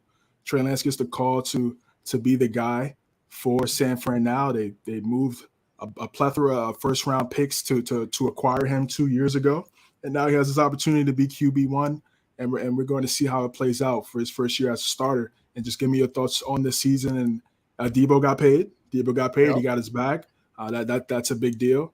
And Nick Bosa's up next. Should be getting up. Yeah, Nick Bosa should be getting paid relatively soon also. So yeah, what's your thoughts on the 49ers, man? And now that Trey Lance is QB1, how do you see the season playing out for them? Right before I do that, just because this comment reminded me of Vic, almost as tough as gangrene schedule. That's the thing I wanted to say. Preseason, nothing. Preseason means nothing for the simple fact that Robert Saleh came out and said that backup quarterback that they released, that I can't remember how to pronounce his name, had the greatest preseason in NFL history. They released him. So how you gonna have the greatest preseason in NFL history? You still get released. Anyway, back to the 49ers. Listen, I want to start off with this. Bringing Jimmy back is a terrible decision. Terrible. And I understand that they couldn't get a trade partner. So I guess I understand what they're doing, because listen, I'm not trading somebody for nothing. I'm getting something back. But this just screams out to me, and it's in a different way. But Carson Wentz, Nick Foles. That's what it screams out to me. And CJ, I'll use this as an example, right? Me and you are doing this show. We're having a great time, whatever. Then all of a sudden, I'm like, you know what? I kind of want to replace CJ. I know we're having fun, but kind of want to replace him. Think we can get a little bit better. So I bring in somebody new. I kick you off the show. CJ, if the show starts going wrong, everybody in the comments section is going to say, bring CJ back. Bring CJ back. Is that any good for my new co-host? Everybody's breathing down his neck? Because that's CJ, listen, you look at the schedule. They start 2-0 probably. Chicago and Seattle, if you can't beat them, it is going to be an absolute disaster if they don't beat them. Because the minute Trey throws an interception, Jimmy G's chance start. And also, listen, just another thing from which Pat, is insane to say, bro. I know. But yeah, go ahead. And just another thing that Pat said too. There's vets in the locker room. They don't want to go through a rebuild. Somebody like Kittle, who's like, yeah, he's a good teammate, so of course he's going to be there for Trey. But he's like, bro, Jimmy just brought us to a Super Bowl and NFC Championship game. We're really going to try this? What if they go 0-2? You don't think the vets in the locker room are going to go up to Shanahan and be like, listen, I know you want to have fun with your new little toy here or whatever, but we have a guy that just brought us to a Super Bowl like a couple of years ago. I don't got 4 more years to find out if this kid can play. Get Jimmy's dumbass back into the game. And listen, how many times have we gone over this? Not a Jimmy guy. I'm not. And I understand you want to get better at that position, so you attempt to see what Trey Lance is. But man, if he's not good, this is going to be awful. Because what are you going to do? You're going to bench him? And you're going to absolutely destroy his confidence moving forward? And yeah, of course, if they bench him, they'll say, oh, he took it fine. He's a competitor. And Trey Lance will say, I'm a competitor. It just means I have to work harder. But in his head, it's like, damn, I just got benched. I was just given the job. So it's this is going to be an interesting situation because it can get real ugly. I mean, you go 2-0, but then after that, Denver and the Rams. I mean, we just talked about how good the Rams are. We know Denver's going to be pretty good now that they got Russ. After that, you got Carolina, Atlanta. Probably should be 2 more wins again. But then you go to Kansas City, or then you got Kansas City, then the Rams, and the Chargers, Arizona. What if all of a sudden you're what? Yo, those next 7 games look crazy, bro. CJ, through 5 games. Those games look crazy. Through 5 games, if they're 3-2. What? Actually, no. How about this? 1, 2, 3, 4, 5, 6, 7, 8. What if through 8 games they're 4-4? And you got the Chargers right there coming up next. What happens? You going back to Jimmy? Because at 4-4, you're getting to a point in the season where it's like, all right, we got to start winning some games here, boys. It can be real bad. And listen, I know that you're going to ask me for a record and what I think. I literally can't tell you because I have no idea how good Trey Lance is. I don't have a clue. And honestly, to me, and maybe people look at this differently, do you really restructure his contract, Jimmy's contract, if you think Trey Lance is that guy? Wouldn't you have taken anything to get rid of Jimmy and not have this situation? If you really think Trey Lance is that guy. So it also puts a little pause to me that they weren't just like, I mean, yeah, they named him starter, but I'm saying that they weren't just like, listen, Jimmy, I know that, have fun. Go somewhere else. This is definitely a team I'm going to be looking at this season for a lot of the reasons you just mentioned. This stretch right here, Kansas City, Rams, Chargers, Arizona, New Orleans, Miami, and Tampa Bay, there is no let off at all. I think there may be a buy in there maybe, but there is absolutely no quote-unquote gimme game in that stretch right there. That is, you better bring it every single Sunday, bro, because it could get ugly. It could get ugly fast. I'm with you. Yeah, you have to go. You have to go with Trey Lance now because you want to know if this is the guy. Jimmy, we saw what Jimmy is. He's a really good game manager.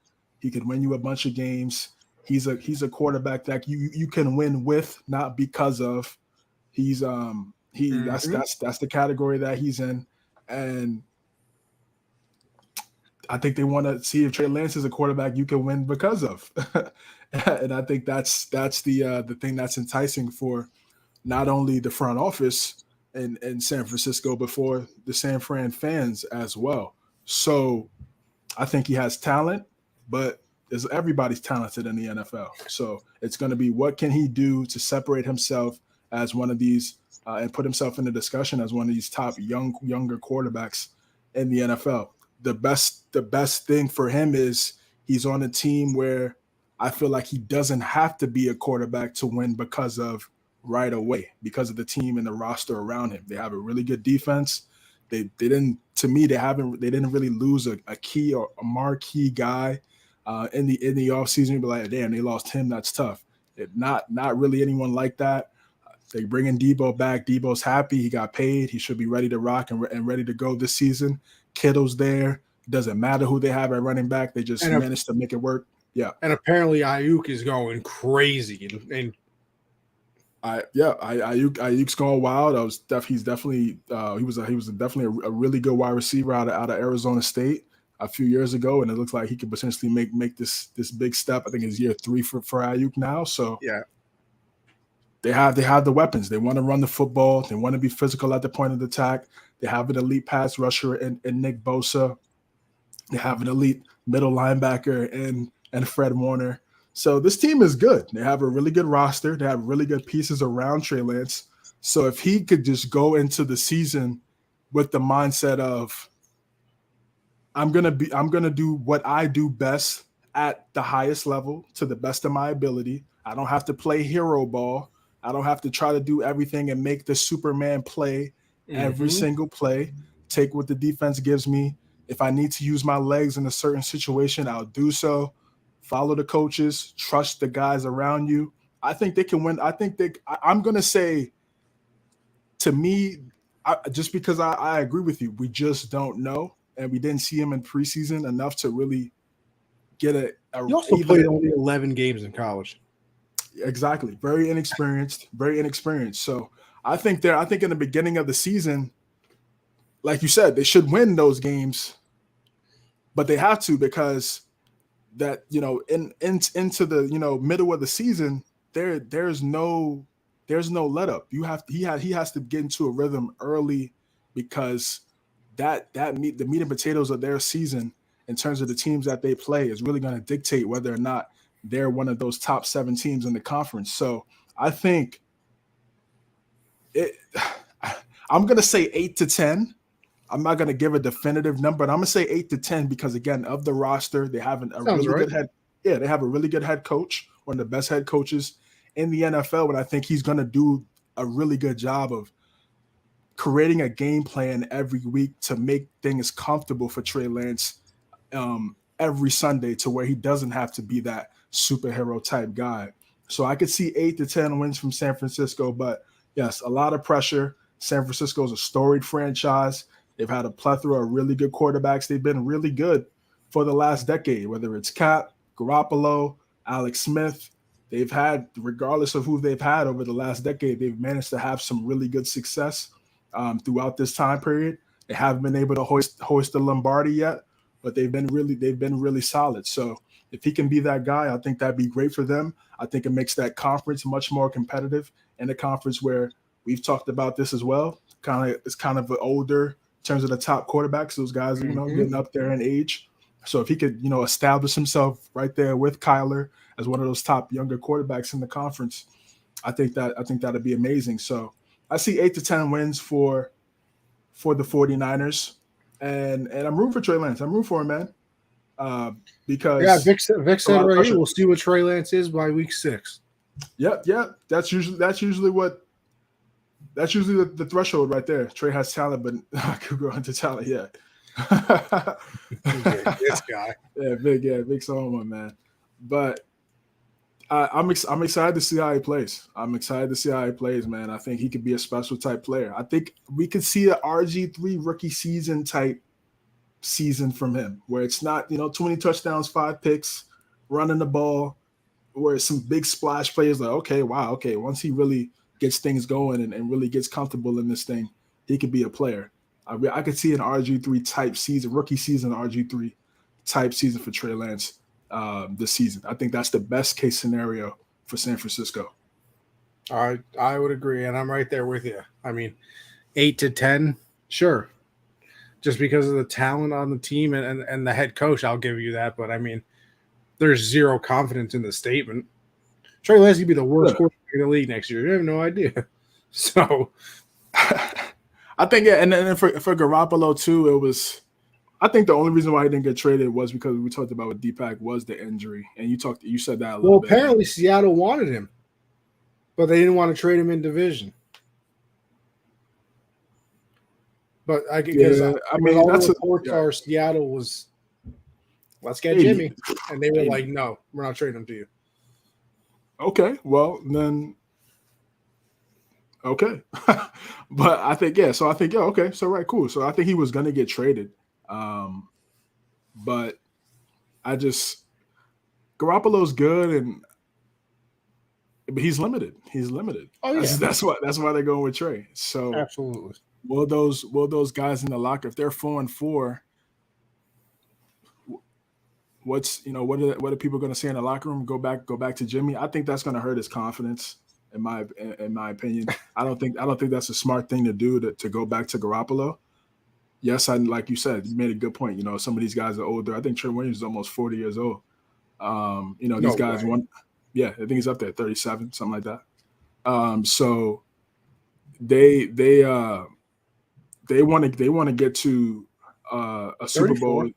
30. Oh, he's 34. Okay, I thought he was a little older now. All right, cool. So yeah, so he has some time. He has some time. Left tackles, they can play a long time. Okay, so all right, cool. So, but even they probably still is some older guys. No, I know what you mean. That's what I'm saying. There's people in that locker room that are like, listen, bro, I don't got time for your 3-year journey of trying to find out if Trey Lance is good. Yeah, I know what Jimmy can do. Listen, is he Pat Mahomes? Obviously not. Everybody and their mother knows that. But I'm trying to win now, guy. I could blow my knee out next year and never play again. I don't care about your little experiment. All facts. And then also they got close, real close last year. And then they got real close 2 years ago. They should have won that game if that dude doesn't drop the interception. Tart, yeah, he just got cut by Philadelphia too. Crazy. But yeah. So 8 to 10 for Lance, and I'm rooting for him, man. I'm rooting for him because that draft class, that quarterback draft class right now. It's a lot. I think it's a lot of questions for all those guys. I'll just say this real fast. We're not talking about the past, but I was not impressed by what I saw from that Raider preseason game at all. That was one of the most lackluster, and I know it's preseason. Impressed, CJ. That was your second and third string. We sucked. I was not. No, I'm saying I was not impressed. That's what I'm saying. No, I know. I know. I'm just a little more aggressive about it. I was saying. Yeah, I thought you just heard me. I'm not. Yeah, they were terrible. They were terrible. Yeah, I'll just keep it at that for time purposes. But yeah, that's where I see San Fran. I think they're still going to be the second best team in this division. Fair enough. All right, another team, the third team in this division. This division is stacked. This NFC West division is stacked. Obviously, outside of Seattle, and they're kind of in a transition phase right now. But the Arizona Cardinals, they started the season. I believe they were 7-0. I could be wrong, right? I think it got to 8. They might have been 8-0 until that game against Green Bay on Thursday night. Rasul Douglas getting an interception.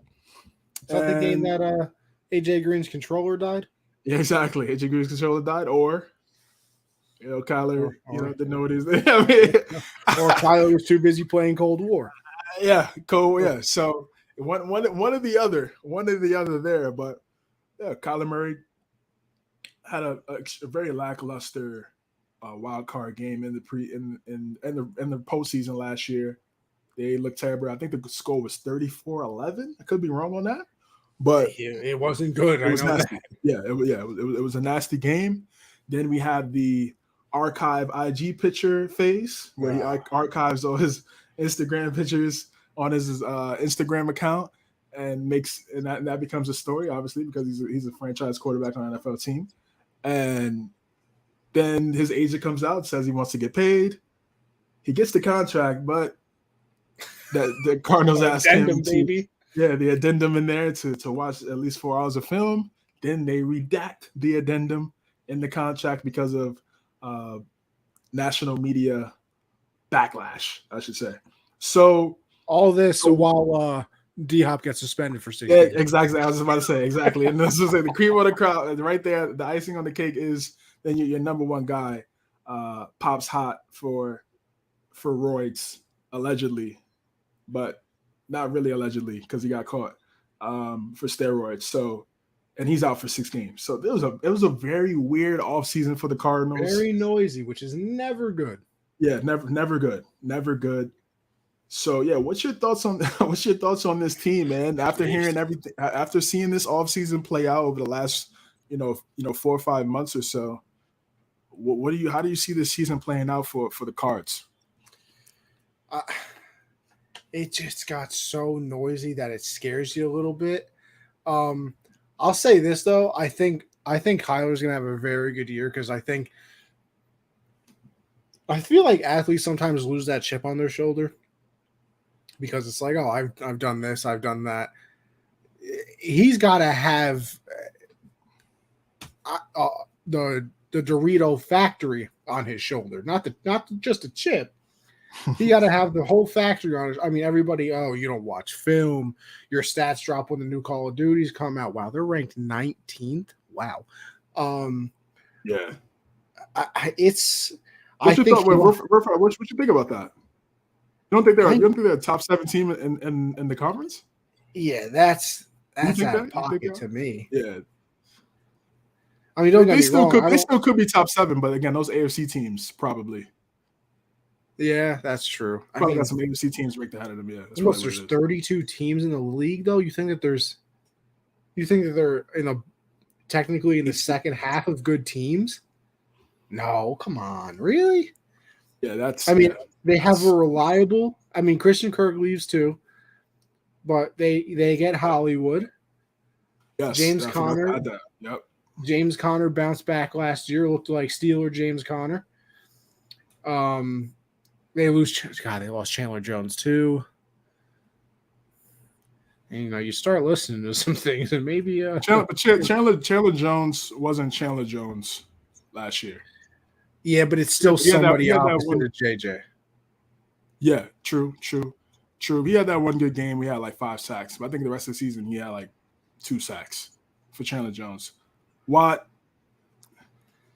listen, man, he was phenomenal. Yeah, from 2010 to 2014, he was phenomenal. That might have been the greatest stretch I've ever seen out of a defensive player. It was insane. What do you win? 3 Defensive Player of the Year awards in 4 years? Yes, it was insane, bro. I thought he was getting ready to pass Bruce Smith for sacks all the time. It was getting crazy. Man was playing tight end. Yeah. Oh yeah, playing. Yeah. Wow. Yeah. I forgot about that. Fullback. Getting JJ Swat, getting interceptions, taking it to the crib in the playoffs. He was phenomenal. But now, on the back end of his career, it kind of just looks like, I don't want to disrespect JJ, but it just looks like he's just a name right now. It's just he hasn't really been as productive as he was because again he's had a bunch of injuries. Yeah, it's definitely fair. Man, we just said all that. Now I got to talk about how they're good. No, I still think that they will be decent. I think that they're going to be a wild card team. Obviously, I think it's the Rams division. And listen, depending on Trey Lance, they could be better than the 49ers too. We don't know this. But I mean, damn, if Trey Lance really does struggle, I guess they have the pocket ace of pulling Jimmy back out. So maybe we don't know. I'm right there with I feel like this could be really good or bad. Like I feel like this team is either going to be a wild card or it's just going to fall apart for some. I just get that feeling for some reason. So I could see, the 9-10 win season get it sneak into the wild card. Because I think that they're probably, the first wild, they're probably the second or third wild card. In my opinion. So, I mean, it's just tough to rate them because things got real noisy. You don't have Hopkins back until week 7. Is Hollywood really going to be that guy? Man, I mean, you probably start the season with an L to Kansas City. Vegas is an away game. That's tough. That might be an L. Rams just absolutely slaughtered you in the last game of the season last year, and they got better. That could be an L. You could legit start the season 0-3. I mean, very easily, too, because it's not like I'm saying, I made 50-50 games. As bad teams, those are some damn good teams. You should beat Carolina. Listen, we'll get into the NFC East after this. I'm kind of high on Philly. Okay. So it's a home game, though, so I would give them that win. Seattle, you got to beat. I mean, come on. New Orleans, listen. There's a lot of steam coming out of New Orleans that this team is very, very good. There's some reports and reporters going there that are I don't know why people aren't talking about New Orleans as a very good team. That's the first game D-Hop comes back right there against the Saints. And listen, if Michael Thomas is really Michael Thomas and Olave and Kamara doesn't look like he'll be suspended this season, and listen, I'm not a Jameis guy. Listen, I call him Jameis Winston. I don't even give him his real name. He was having a good year last year before he got hurt. He was playing. He was solid. Beat Aaron Rodgers. Week 1 of the season. They slapped the Packers 38-3. Cleaned them out. Yeah. Jesus. Minnesota people love this year. I don't like their defense. That's on record, though. Me and you are on record with that. I just haven't seen it. I haven't seen anything for me to believe in that defense. CJ, I'm lost here. I need your help. I don't know. I can't make a decision on them. Every time I want to say and think that they're good because I like Kyler and I like some of the pieces they have, I get a little nervous. This is a tough schedule too. I mean, tough schedule by itself playing in the West, but I mean you got to play Tampa. You're going to play Vegas, Kansas City. You're in the West and you got to play the AFC West and the NFC South. Yeah, I mean Jesus. Best case scenario, I want to say 9-8. Best case scenario. Best case. Worst case, 6-11. Holy shit. Just because, like you said, there's some tough teams on the schedule, man. Kyler has to play like an MVP. And CJ, Kyler's missed games his first 2 seasons, right? No doubt about it. He's missing time. Colt McCoy has come in a few games. Throughout the few times in his career for a couple of games to play back up, to start. So that's a concern. And then Cliff Kingsbury, man, I believe they gave him an extension, but based off what? The first half of seasons.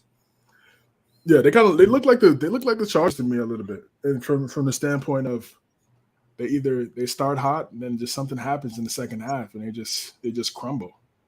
So I don't think they're going to be able to afford that luxury this year. I don't think that's going to be possible because of the schedule. It's just stacked. It's just too stacked, and there's just so many quarterbacks that you have to go up against. Now, granted, they have a pretty good one themselves, so they're going to always have a chance. So I think that's something you could definitely be, happy about if you're a Cards fan. But they got to ball out. There's a lot of talk, and the key thing is it just sucks that D-Hop got suspended, man, because he missed so much time last year towards the end, and that was kind of where they started to lose some games when he started to get hurt. When he was playing, they were winning these games, and now he's out for the first half of the season, where I feel like they need him during this time, and now he's not there. That's a struggle. Hollywood Brown, big year, should. He wants to establish himself as a top guy in the league, top receiver in the league. You're teaming up with your college teammate again from Oklahoma, so their chemistry should be on point. Zach Ertz, one of the best tight ends in the NFL. Connor's a really good running back. So, and then defensively, like I said, Budda Baker. I want to say Isaiah Simmons, man. I haven't heard too much about Isaiah Simmons. So far, yeah, he was getting a lot of talk when he got drafted 2 years ago. We talked about him a lot because that was our first season doing the show, and that's when he first got drafted. So haven't really heard too much about him in terms of making splash plays and things like that. It's something I'll dive into before the season really kicks off. But I want to see if he could establish himself as one of these premier guys on that other side of the football for Arizona. So this could be a solid year where they get back to the playoffs and maybe win a playoff game. I think that's the best case scenario. Or they could take a step back, and you really have to look at number one, is he going to be that leader when things get tough to galvanize these guys? There's already been discussions and talks about him kind of not being that type of guy in terms of a rah-rah guy, and not really he's kind of aloof, he's kind of distant. But when you're a quarterback, that could be your personality, but you have to. It's different. It's not like baseball. It's not like baseball where you can kind of be on your own and they kind of do things different. You got to get 52 other guys going, man. You have at least your offense. You got to get your offensive guys right. And this is all eyes are going to be on him more than any time in his football career. So we'll see how he answers the call. Definitely interested to see how he plays this season. It's a lot of questions with those two teams, San Fran and Arizona, in terms of that quarterback position. Yeah, I mean, it's going to be interesting. It really will be. I say that about every team, every single one. I said that, but NFL's a storyline. What can I say? CJ, listen. I know we got to talk about Seattle. I think we make an executive decision here. to say that they absolutely suck and that Geno Smith's the quarterback and Drew Lock is the backup. They signed DK to the extension. They're going to be the first or second draft pick. I mean, yeah. I literally don't have anything else to add. If you have, I mean, I'm not saying like let's skip any. I'm just saying that's all I got. I think they're gonna suck. No, I'm with you. I'm with you. Yeah, I'm with you. It's not really. It's not too much to say about Seattle. I just, we'll see what happens with DK, man. And I know he got paid, but that doesn't mean he's not gonna potentially maybe ask for a trade down the road. But I mean, it's just weird. It's weird. I thought they would. Games into the season, he's gonna be like, "Damn, this really ain't Russ no more." Yeah. I mean, going with Smith. I just feel like I don't really understand their vision because because you told me, okay, I thought, okay, cool, you're gonna go with Jimmy. I mean, you're gonna go with Geno and Drew, but that means you're tanking essentially without really saying you're tanking. That's what you're telling your fans. If you start Geno Smith to start the season, you're pretty much telling your fans, guys, we're looking at CJ Stroud, Bryce Young in next year's draft. That's what we're looking at. But then you talked about they wanted to go for Jimmy. I think it's good that they didn't go for Jimmy, or the San Francisco turned it down because I feel like bringing Jimmy in there, you'd win too many games to get those younger guys. So yes, I think they do have some draft picks, but they would have to give up compensation to acquire a guy like Garoppolo. So I think they should just play the season out. I know Pete Carroll's 70, but listen, man, I mean, he should be good and be able to coach these guys. This is a year they're going to take a step back. They got rid of Russell Wilson, so this is going to be a struggle year.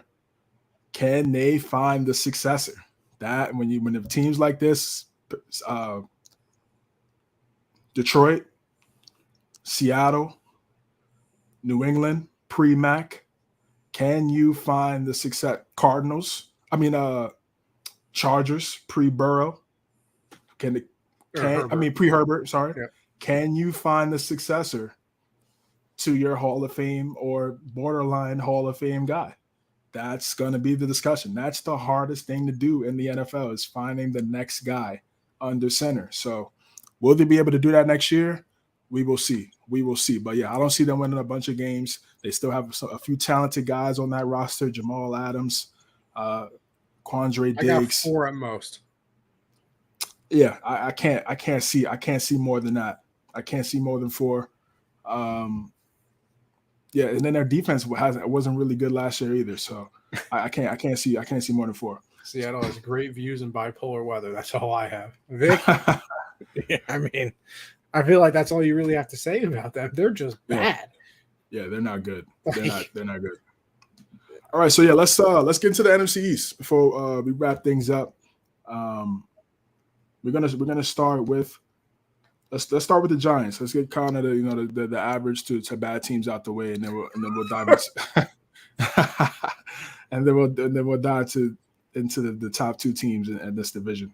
Let's talk about the Giants, man. What's your thoughts on this squad? A lot of talks coming around with the Giants. Dayball reportedly not a fan of Galladay. Darius Slayton came out and said he doesn't. Galladay, right? Jesus. Yeah. I don't know what happened to him.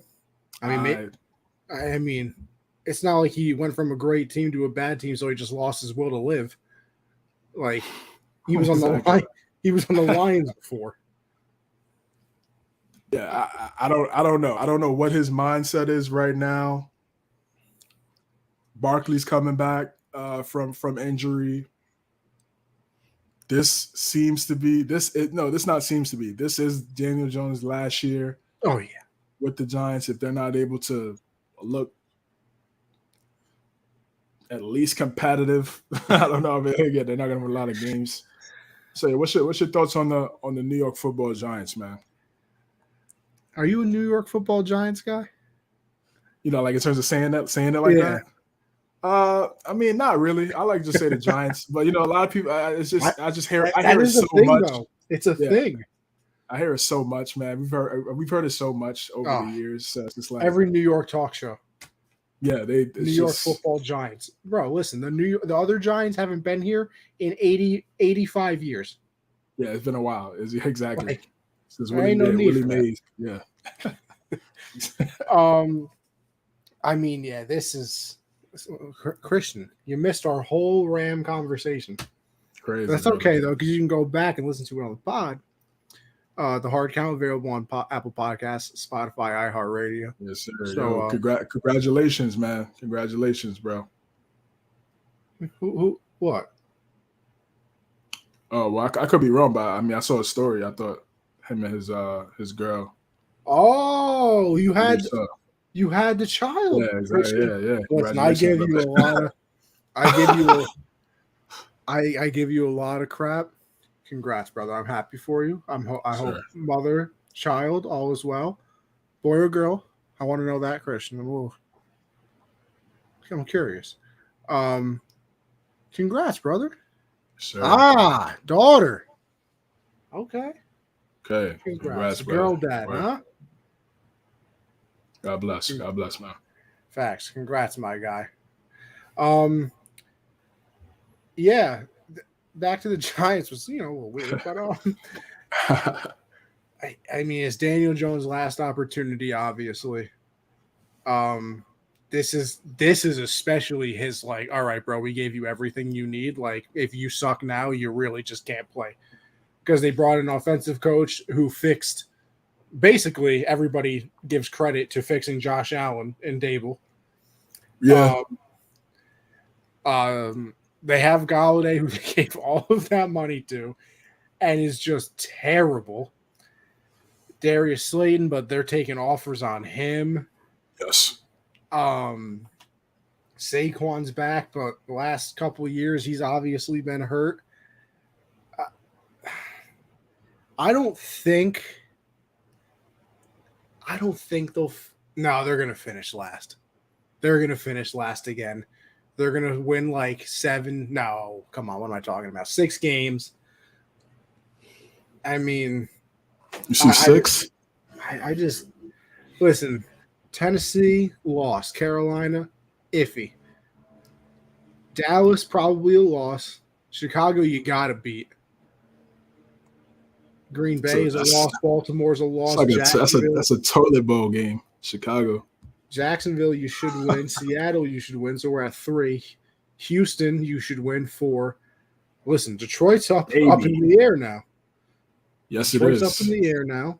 Great episode of Hard Knocks, by the way. We didn't touch on that, but God, I love Hard Knocks. It was good. Oh, wait, my God, the other episode's out tonight. I didn't even think about that.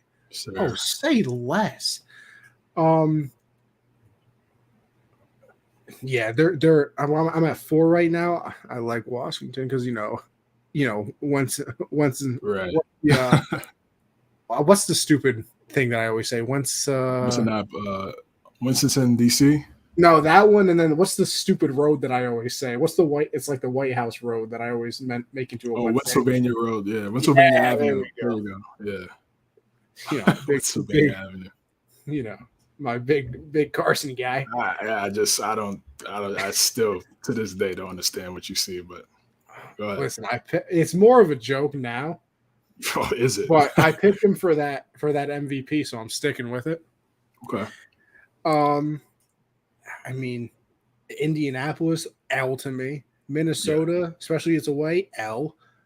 I think at best you split. I think at best you split Washington, and at best you split Philly. Yeah, 6 or 7 wins most in my eyes. I think they're just going to be bad again. I think Daniel Jones is out of there, which is going to kind of suck for them because 6 wins, that's not enough for the first, second, probably not even 3rd or 4th pick because you're going to have some bad teams. So you might be pick number 5. You ain't getting Stroud. You're not getting Bryce Young. I don't know the other quarterbacks because I hate college. But by the way, CJ, just saying, week 0 of the college the college season, I watched a little Nebraska, a little Nebraska, Northwestern. Crazy. Northwestern. I watched a little. I'm telling you, I'm trying this year. I'm going to try. Yeah, give it a try, bro. Yeah, give it a try, man. It's exciting. It's to me, what excited me about college is seeing the guys seeing guys play college. Yeah, that's why I kind of want to watch it because after like the 4th pick in the draft, I'm like, bro, I have no idea who these people are, and I'm supposed to come on a pod and be like, A+ grade draft to the Jets. Right. And I'm like, bro, I've never seen the guy play it down. Yeah, that's why I like seeing the guys like Donald, like Aaron Donald for example. I saw him play at Pitt. They show a lot of Big East games. ACC games over here locally over here in New York with us. So I saw him so often, and I was like, yo, this guy's gonna be an animal. And here we are, almost 10 years later, Mount Rushmore. So, but yeah, I think they're gonna be terrible. Yeah, I'm with you, man. Yeah, we don't have to go too much into the G-man. For me, free Saquon, free Kadarius Toney from the mid, and it's gonna be. I do like Toney. You're right. I do like him. Toney. Yeah, he's a baller. Free Leonard Williams too. He's really good. True. He was terrible on the Jets. Oh, he was good on the Jets. He was solid. Yeah, he was good. He was like their best player. Remember, it was like, everybody was like, why would they trade Jamal Adams and Leonard Williams? Remember that was a little. I thought he wasn't very good on the Jets, and then he went to the Giants, and he became a lot better. He's good. Yeah, I stand corrected. Galladay's situation is very weird, very awkward. I don't know. I don't know how it's going to play out. To be honest, it just doesn't look like that's been the best fit so far now with the Brian Daboll regime. Joe Shine, I believe is his name, as the president of football operations / GM. This is a wash year because Joe Shine he had his first draft with the team this year, but he hasn't been able to really he can't put his stamp on it yet. Exactly. He hasn't been able to create his vision of how he views the New York Giants. So this is a wash year, and he didn't draft most of these guys. So that, like you said, they're not going to win a bunch of games. Daboll, he's not going to get on the hot seat if they only if they only get 4 or 5 wins.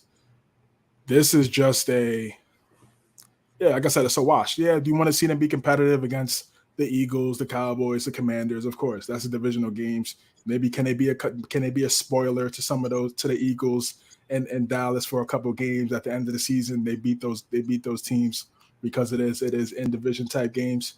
Cool, but they're not going to win a bunch of games, unfortunately. But I think next year, if they get the right guy in the center, I think things can change. That's what it comes down to when it comes to this league. So I want to see Saquon have a really good season. Will that happen? I'm not sure, just because, again, the offensive line is still in question.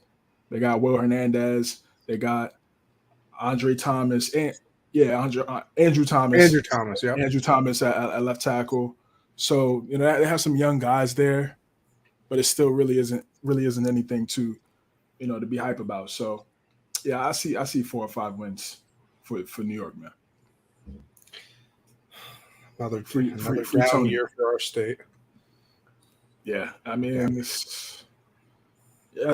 used to it at this point. It hasn't been good for a while. Used to it ain't even the word. The last decade has been disgusting. We got Christian here. What's up, brother? CJ Shaw should be the best quarterback in the division if he was there right now. Sheesh. Okay. Yeah, I mean, Jalen Hurts love. We're gonna get into them right now shortly. So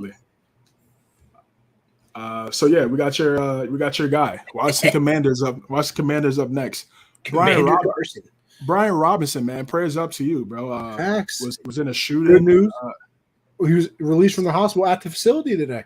Okay, that's great. That's great news. At the facility, getting some high fives, some hellos. Crazy ass story. I mean, yeah. Obviously, it's out of nowhere, but like, that's out of nowhere. You don't expect that. Like, oh, and I hate to say this, like, oh, someone got into a car accident. Like, oh wow, that happens. It's never like someone was shot in the NFL. Like, I saw that and I was like, gee, and like you said, thank God he's good, because obviously everybody knows the Sean Taylor situation. So thankfully we don't have another one of those. Yes, but they think he might be able to play this year. That'd be a great story.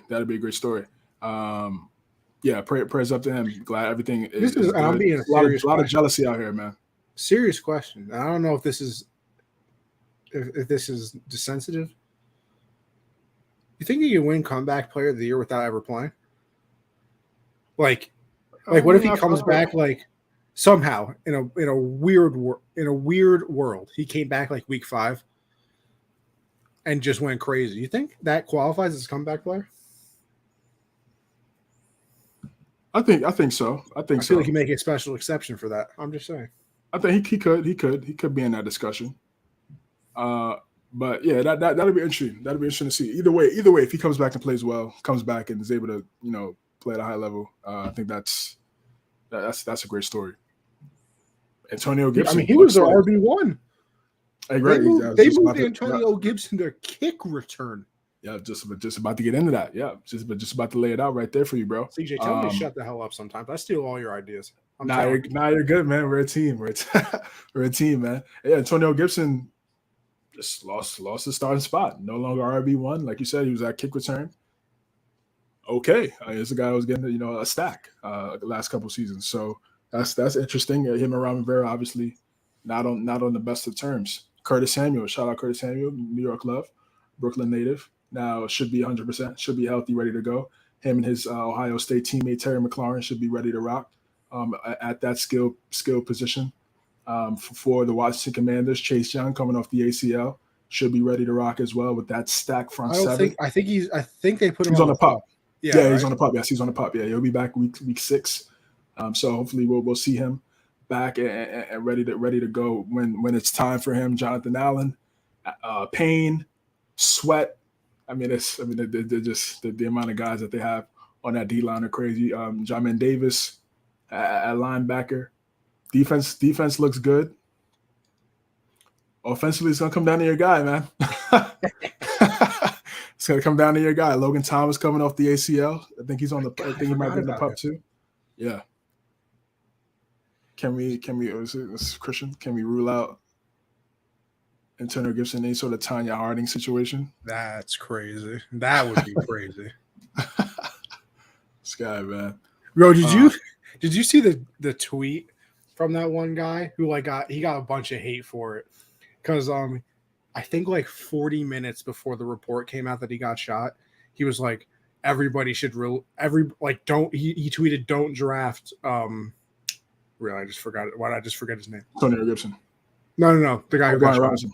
Right. He was like, don't draft Brian Robinson in fantasy. And 40 minutes later, the report came out, and everybody was like, how can you say this? And he was like, bro, look at the timestamp. He's literally fighting for his life in the comment section, talking about, look at the timestamps. It was, talk about bad timing. I mean, the day he gets named the starter. No, it was the glute. I don't know. Got shot in the glute. Yeah. Tough. But Wentz, man, here we are. It's third time's a charm. Final chance. This is it. Final chance in the nation's capital for your guy. Will he be able to? Is this permanent for Wentz, or will he be holding the clipboard next year? What's your thoughts on this Commander team, man? They have talent. We saw them go to the playoffs last year, 2 years ago, albeit they were 6-10, but they got there and they were pretty competitive against the champs and the Bucks in that playoff game. I mean, I do like their talent, like you said. I think, and this is probably awful to say because, listen, I know that Wentz is not the greatest player, obviously. This might be Terry McLaurin's best quarterback he's had. And I don't think that's a crazy statement. Well, Alex Smith. Oh yeah. Alex Smith was really out. Yeah, yep. I mean, didn't really get to play unless you really just love Taylor Heineke, which I just don't know if anybody really does. I probably have them third in this division if we're being realistic here. But I mean, Carson's apparently struggled with accuracy things. In training camp and maybe even the preseason. I wouldn't know if he struggled in the preseason because you're not paying me to watch that. But listen, this is one of his better opportunities. Like you said, Gibson's not bad. And you got McKissick there. You got Terry on the outside.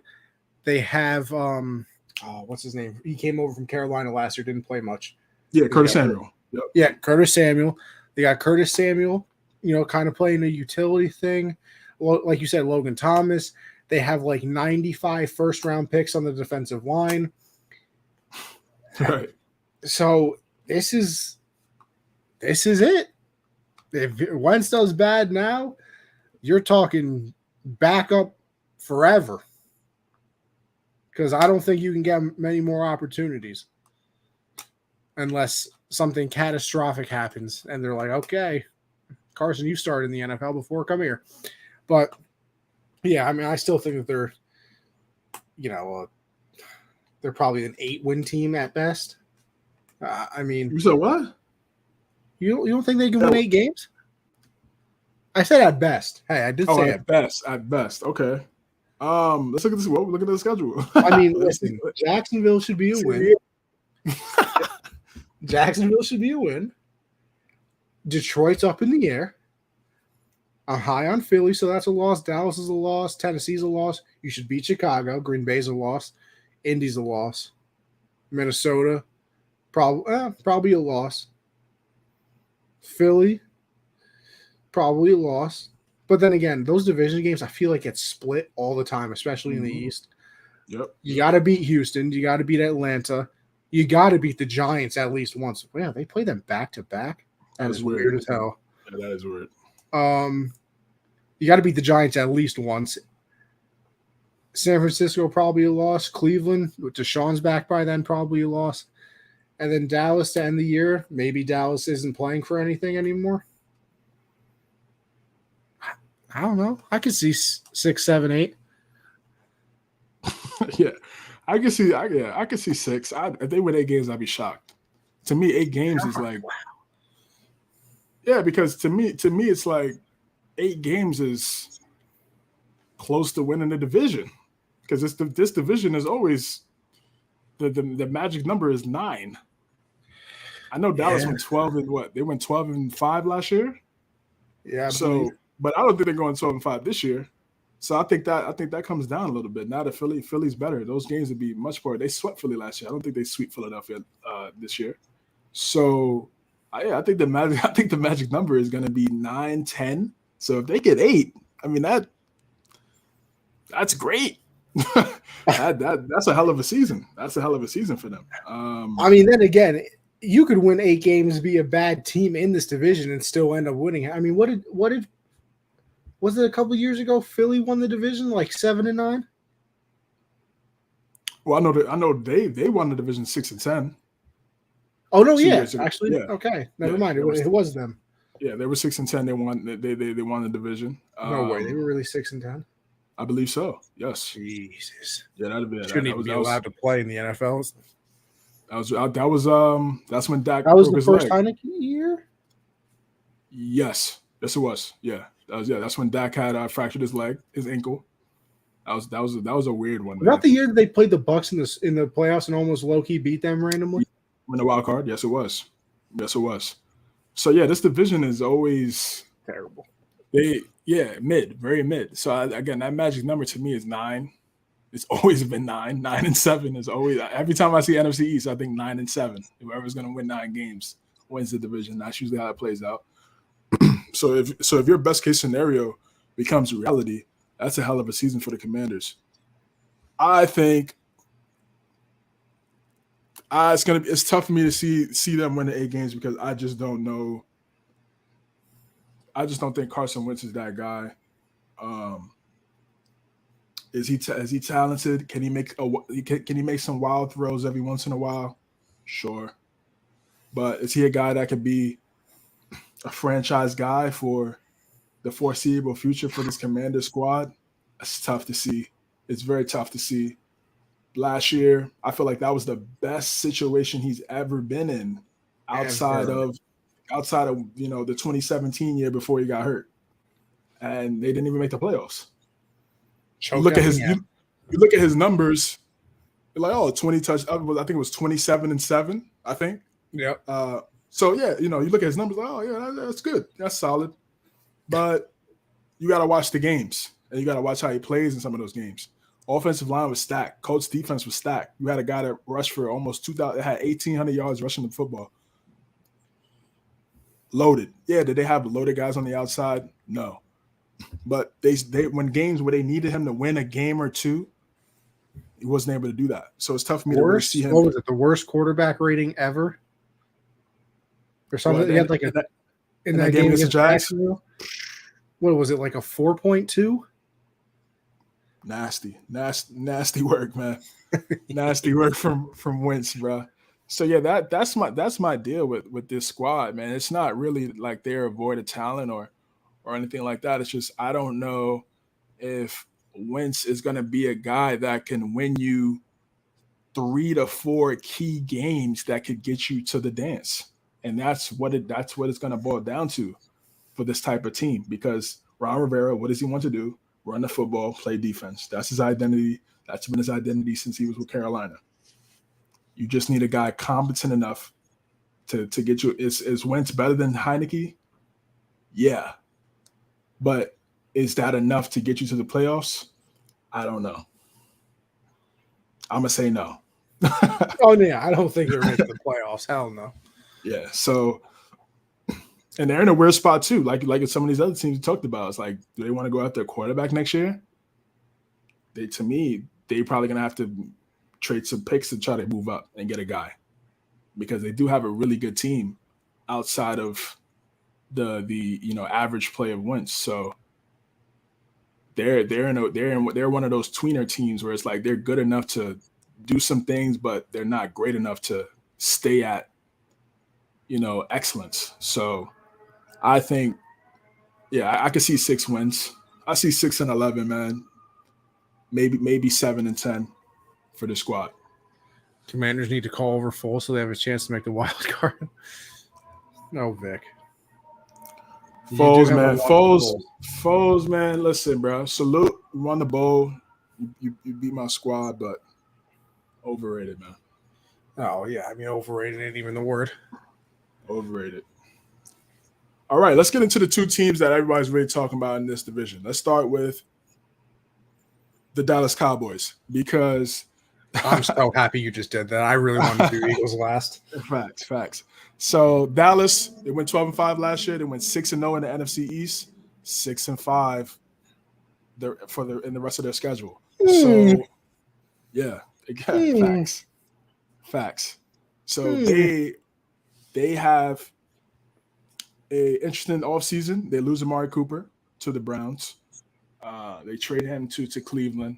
Michael Gallup, not 100%. Actually, they're saying, I don't know. That's interesting. I think I have to check with Ian Rappaport and look at some of his tweets in regards to Gallup, because they were saying there were some talks that he might be ready to go, actually.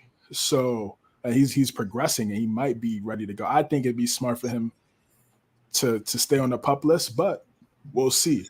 The Psy Boys isn't the greatest thing I've ever heard in my life. That's a new one that I've never heard. And God, that's great. I mean, if you're a Dallas fan, you probably do a lot of that. I think the national media does, because that's all I got to hear about. The Cowboys again. That's me. Facts.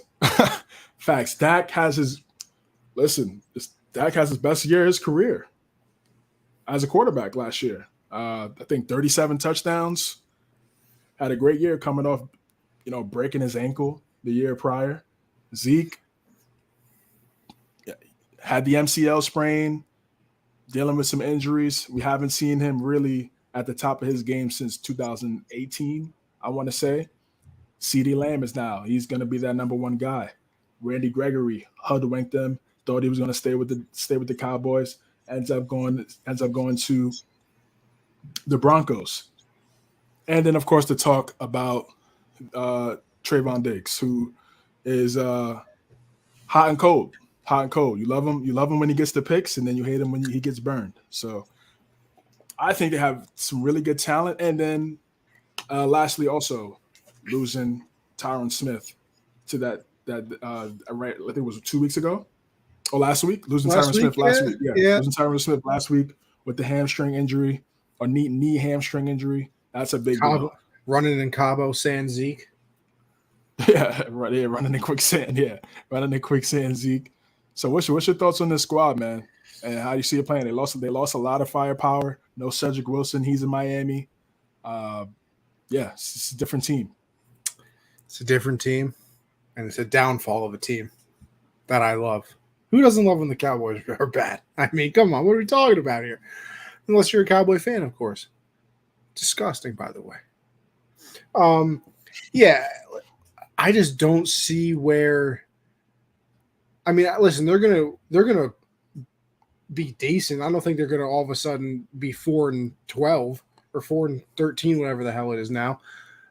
But I just don't see where like a bunch of wins come. Like you said, you lose Amari, who when Amari got there, Dak took off. Like that was his guy. So you take him away. Okay, so you just go to CD. We're going to find out if he can be a number one receiver, though. Everybody thought when Antonio Brown was there that Juju Smith-Schuster could be a number one wide receiver if Antonio Brown ever left. He was not a number one wide receiver, by the way. We found that out really quickly. That's a good situation comp. It's a good situation comp. And we found that out. Zeke hasn't been a top running back in 3 years now.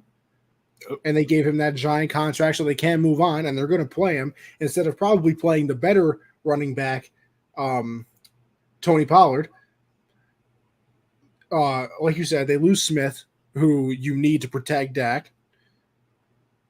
You lose Cedric Wilson, so now your 1 and 3 are gone.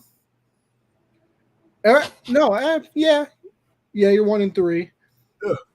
And then Michael Gallup, bye. Because he's hurt right now. Like you said, Randy Gregory. And then Diggs, who gave up the most passing yards as a corner last year. Had the 11 interceptions, also gave up the most passing yards in the league. So the expectations. Oh, you see, look at you, Christian. Noah Collins is a Bengal. Yep. Yes. He's a Bengal now. So now that really kills you. They drafted Tyler Smith from Tulsa. He was supposed to be a guy that's supposed to have him. He was supposed to come along, but now with the other Tyron Smith getting hurt, he's obviously going to be asked to do a lot more this upcoming season. So I mean, listen, you lose Gregory though. Now there's nobody opposite Parsons. So now does he have the same impact? Because now you double team him if he's on the line of scrimmage. Right. Well, you got the Marcus Lawrence. Oh yeah. Still. Okay. Yeah. You're right. But I mean, even then, it's still one less person to worry about on that defensive line. Yep. Listen, I'm just not in love with what happened to them. Like we talked about how obviously the Rams got so much better. Like this is a literal complete opposite. Like they got worse easily. I would say you lose to Tampa, you lose to Cincy, you beat the Giants. Probably beat Washington. You lose to the Rams. At best you split with Philly to me. Yes. At best. Beat Detroit, Chicago. You lose to Green Bay. Minnesota to me up in the air. You beat the Giants. To me, Colts up in the air. Houston you beat. Jacksonville you beat. Philly, you can make that a win or a loss. Like I said, you probably split. Tennessee, to me, up in the air. Of course. And then Washington, probably a win. That's about 10 games. So it's definitely a little dip from last year. And if you all of a sudden stumble, they can be worse. Because, like you said, 6-0 against the division last year, 6-5 against everybody else. They don't beat 500 teams.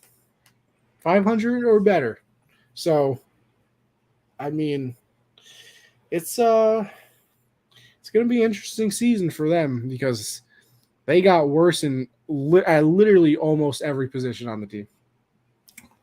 Yeah, they definitely struggle. This is the season where Dak has to be the guy you win because of. Has to be. He played well last year. He had his best season in his career last year, and he's going to have to continue to take it to another level. They paid him like that, and he's going to have to produce like that if he wants to stay there for the foreseeable future as a Cowboy. This is the time. This is the time. Like you said, we laid it out. It looks like, oh man, they're gonna take a step back. They gave him this contract to be that guy. Of course, yeah, of course. That's exactly. They gave him the bread for him to be that, and he's gonna have to bring it every single week. My problem with Dak is he'll play well at like he'll struggle in the beginning of the game, and then he'll click like, oh, yo, I gotta turn it on, and then it's not enough time. Like that game, I look at the game against the Cardinals on Sunday Night Football, not Sunday Night Football, America's Game of the Week, where they should have beat the Cardinals. Everyone was like, yo, they're gonna win, and they lost. I look at that Broncos game where it was like they're down. What? It's they got 23 zip. Smoked. It was sad. It was sad. And then the biggest game of the season was against the Niners, and that was they were lackadaisical out the gate. They played flat, and then let's wake up now. Let's start to get down the field and start making some plays, and then they made it competitive, and they had an opportunity, but the infamous slide spike gate got referee gate running in time played a factor, and they weren't able to get a playoff. That's just the epitome of the Cowboys and what we've seen over the last 27 years. So so it's just been heartbreak for that fan base, and I just don't. Dak is mid, biggest factor. Yeah. That's what I'm saying. Yeah, if he's your biggest factor and he's mid, that's tough. And in today's NFL, you cannot be middle of the pack or below a quarterback. It's not possible. What is the last team to win a Super Bowl with a mid quarterback? Listen, Flacco wasn't mid. At the time, he wasn't mid. At the time, he was not mid. At the time, he wasn't, and Flacco in the playoffs was off. And he was good. Yes, he was. To me, but in the playoffs, he played elite. So that's like what Trent Dilfer, Brad Johnson. Yeah, right. $2 right. That's probably the last time. You look back at the list, it's like Stafford, Brady, Mahomes. But I think Dak is better than Brad Johnson. Oh, no. Obviously. I know what you're saying, though. Yeah, you know what I'm saying. Like, you can't be like, oh, he's middle of the pack. Let's go win a Super Bowl. Not today. You can name 10 quarterbacks in the AFC that are top 15. 10? Yeah. 4, 1. I might have guessed. Yeah. No, it's close. Yeah, it's close. Yes, you're right. I'm with you. Yeah, Dak. This is what I'm saying. He has to. I mean, like he played well last year. I won't say elite, but he played well last year, and he's gonna have to take it to another level, bro. But it's always like you say though. It's 35-14 in the halfway point of the third quarter. Then all of a sudden he passes for 250 yards, 2 touchdowns. His final numbers are 420 yards, 3 touchdowns, no interceptions. Everybody's like, Dak played unbelievable. And it's like, no, you literally didn't watch the game. You literally looked at the box score and said Dak played good. Because that's what half of his games are. Remember the game against the Packers in the playoffs that first year? Did absolutely nothing the first half. Then all of a sudden, the second half, they were unbelievable. Come back, and then Aaron Rodgers makes one of the best throws to ever happen. That's what I'm saying. That's the Cowboys. If they just start the game better, they could win a lot of these games. But Dak, I don't know. Like, I don't know what it is with him, man, because he shows some flashes of being, elite. He does in some aspects. He's a dual threat guy. And like I said, he has an ability to come back and make it interesting. Like that San Fran game, I really thought like, they were gonna come back and like win the game, but they did. I mean, they did it. So, so he shows some type of flashes, but it's just not consistent enough, which puts him in that I guess you want to say high mid category. Dak Prescott is not a football quarterback. He's there for the money. And the Tempur-Pedic commercials, Vic says. I think it's Sleep Number, but yeah, I got you, bro. I'm right there with you, man. Yeah, he's that's funny. That's funny. But yeah, I see 10-7. I see 10-7 for the squad. 11-6 maybe. I don't see 12. I don't see 12-5 for the boys. They lost, and this is the thing I want to get to before we wrap it up with Philadelphia. Mike McCarthy, man. Mike McCarthy. When it comes to say that too, bro. Yeah, man. Yeah, when it comes to game management, when you lead the league in exactly. When you lead the league in penalties, man, that speaks a lot about your coach. It does.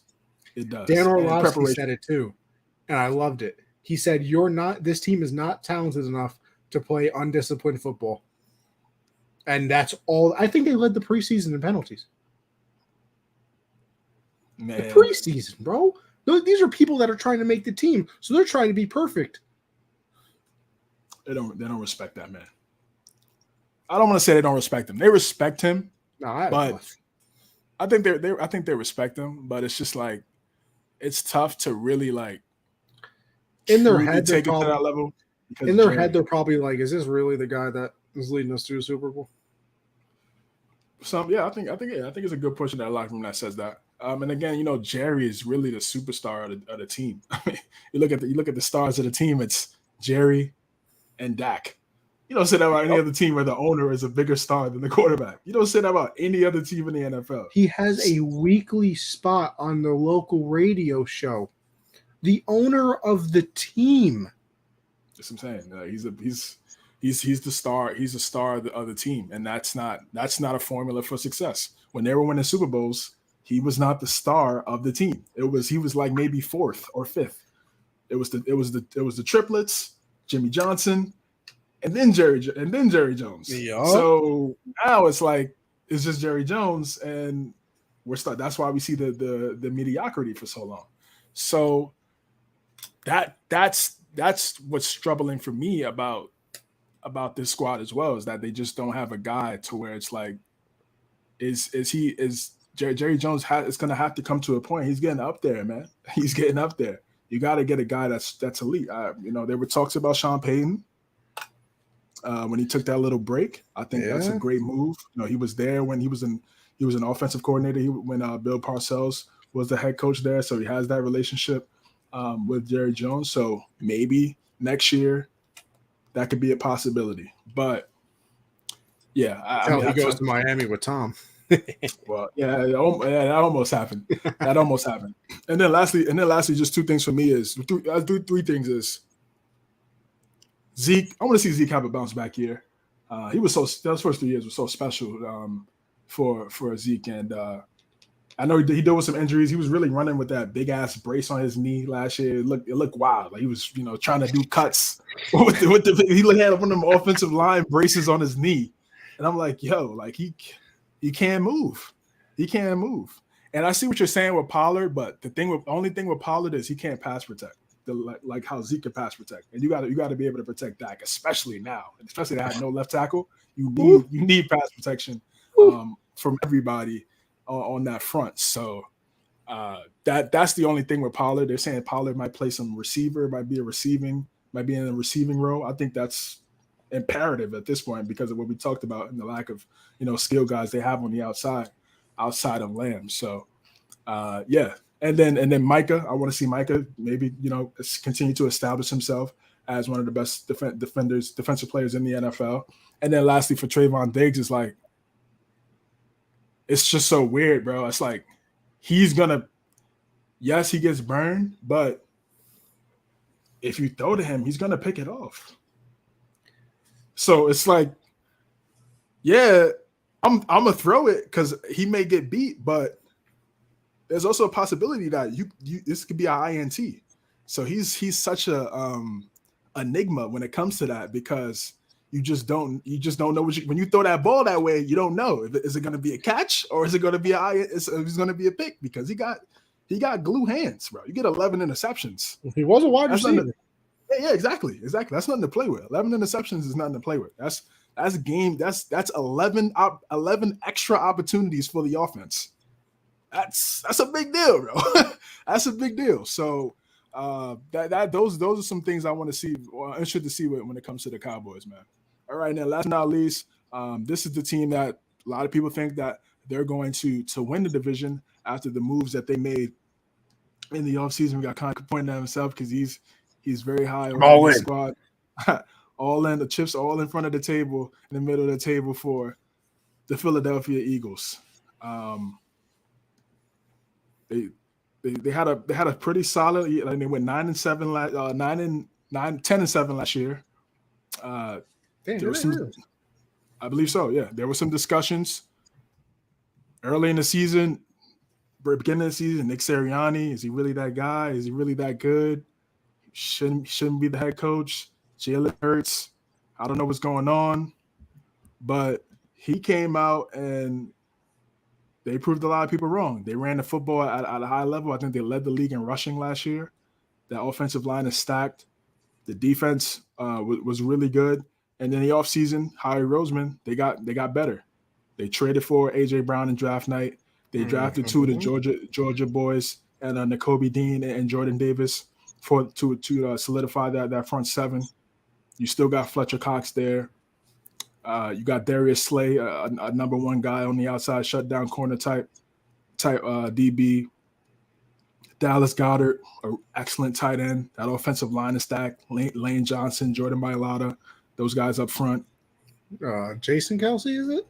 Jason Kelsey, excellent center for the Philadelphia Eagles. So athletic as hell, man. Again, another family that they've done a great job. They've done a great job. So, I know you say very bullish on the squad, and how do you see them playing out? How do you see them playing this season? I think that this is the team that wins the division. Okay. And I think, listen, we said this last year, and I think me and you kind of defended Hurts more than people. Maybe, I mean, I don't know how you feel about him now, but I looked at last year's as basically his rookie year.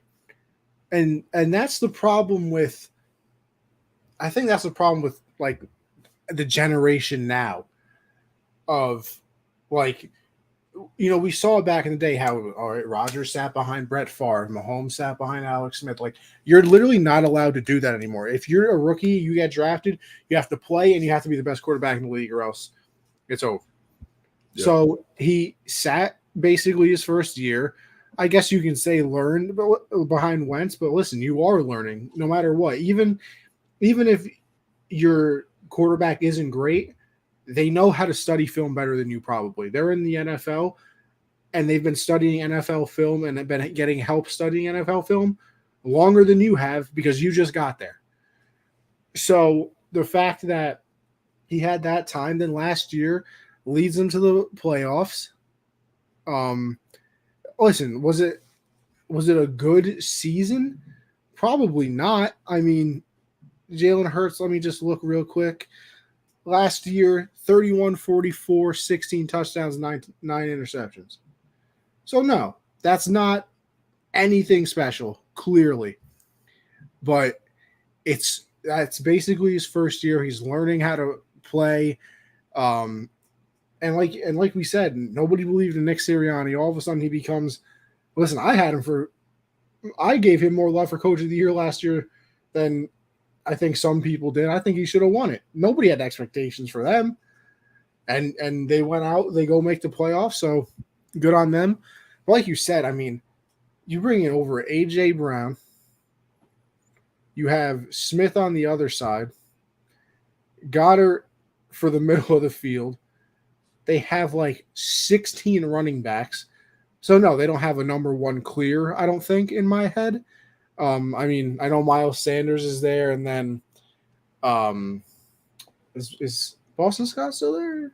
Boston Scott's there. Gainwell, yeah. So, like, I think it'll be a rotation of things, and they can all do different things pretty well. But here's the main thing. I think they found their identity at the end of the season. And you can't win games unless you have an identity. And they did.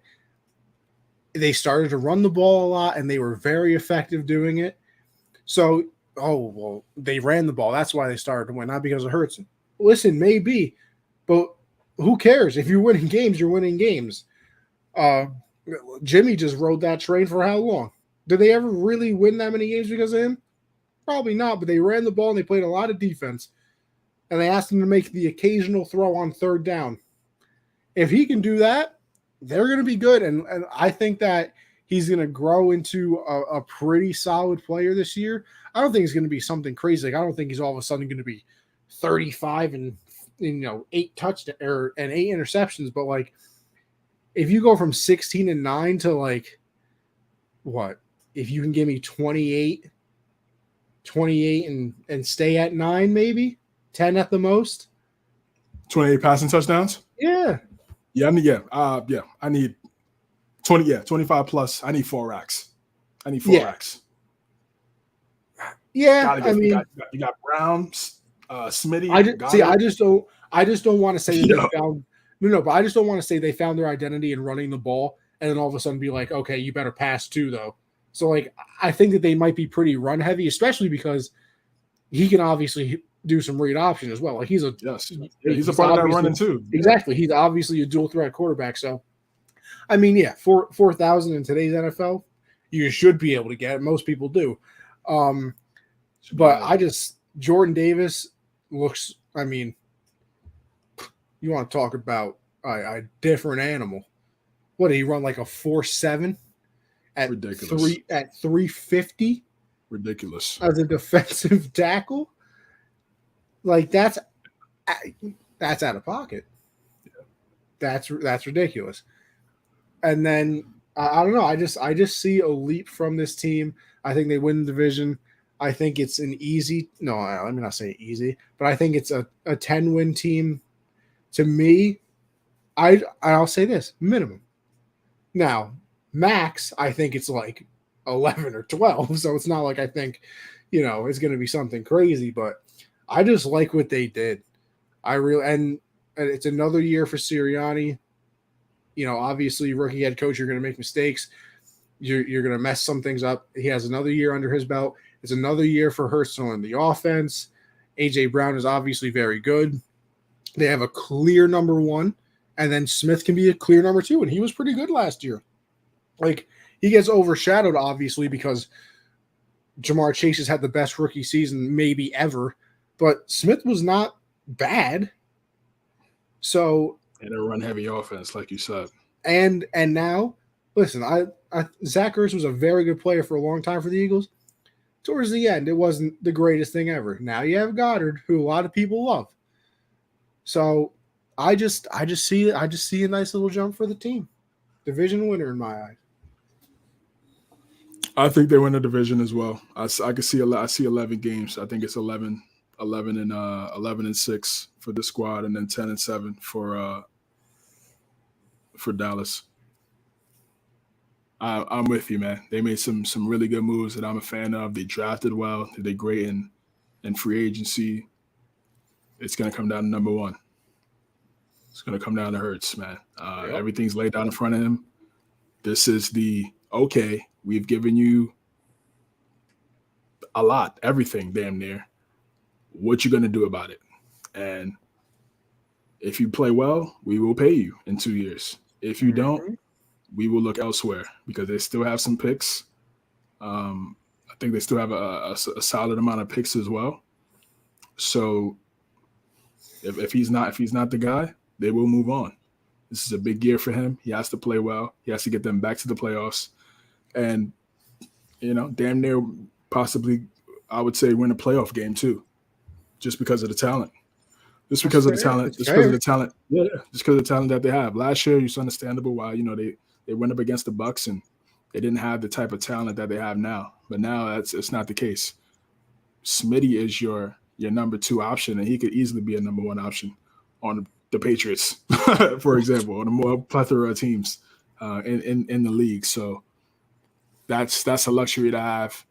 You have a 3-headed monster when it comes to two wide receivers and a tight end. The running game is going to be stacked, like you said. Doesn't matter who they have in the backfield. Just the way Sirianni schemes things up, they're going to be good. That offensive line is athletic as hell. They're going to be good. Lane Johnson, Mailata, and those boys on both sides. We just talked about Kelsey. Defensively is loaded too. Hopefully they got that that staple at middle linebacker, something they really haven't had since, I guess, consistently, you could say Michael Kendricks. Yeah. And before that, Jeremiah Trotter. I don't even know who that is. If you want to go that far, since the last time they had a really good middle linebacker, I think D'Amico Ryans was there for like a second, but he wasn't the same type of guy. But yeah, so we'll see if Nakobe Dean is that dude for them. Davis is going to be really good. Yes, Fletcher Cox, a guy that's been great in this league for a long time, to mentor him. So I think that's great. He could kind of learn from Fletcher, and then once it's really his time to establish himself, I think that'd be a great passing of the torch type of deal on that front four.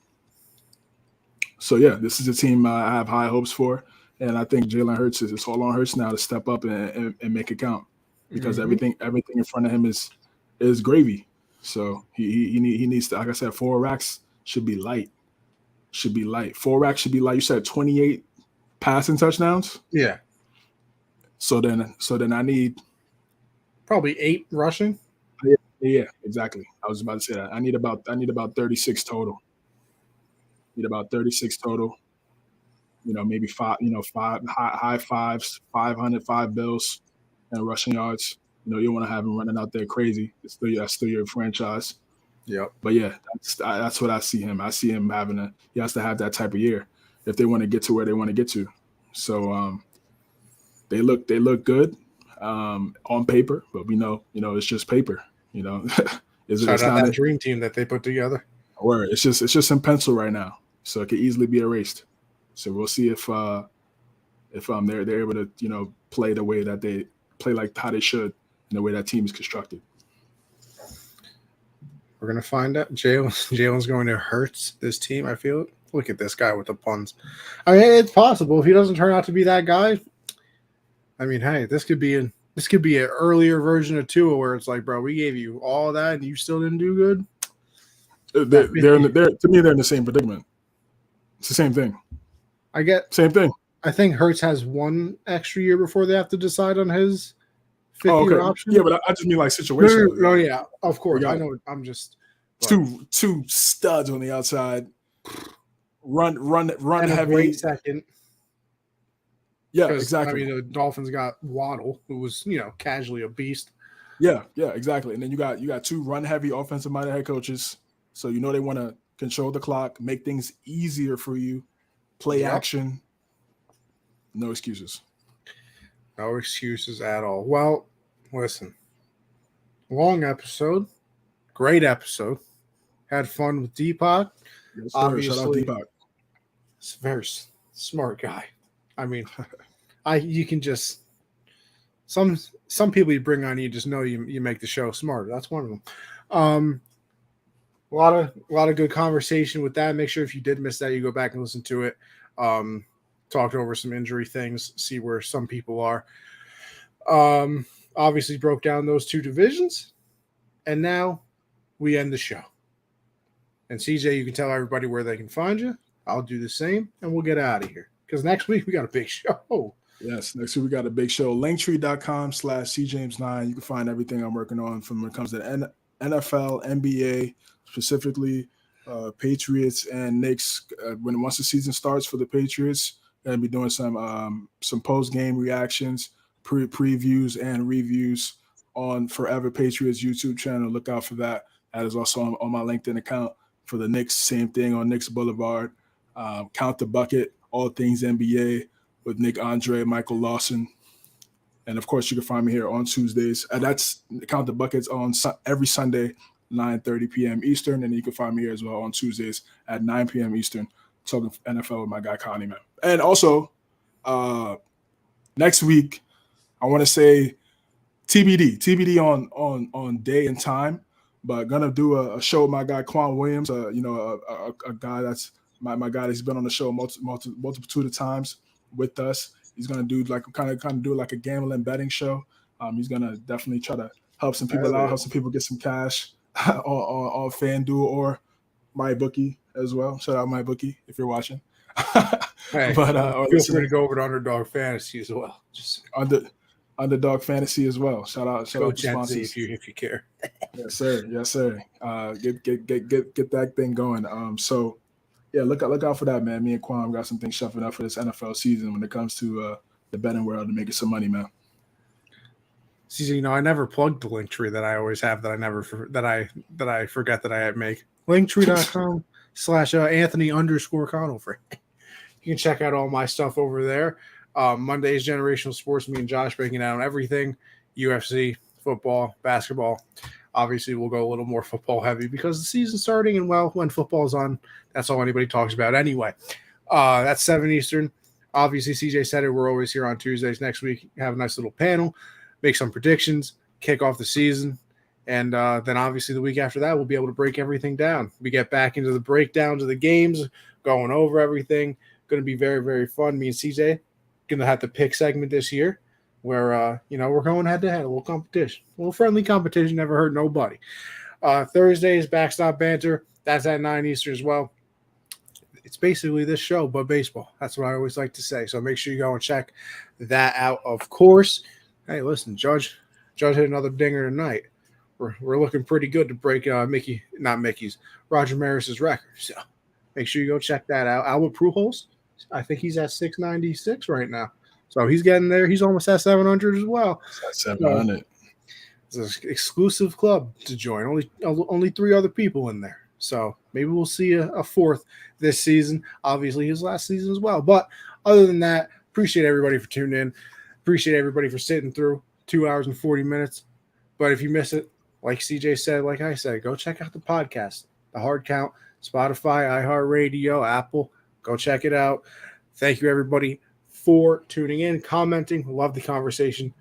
And with all that being said, we'll catch you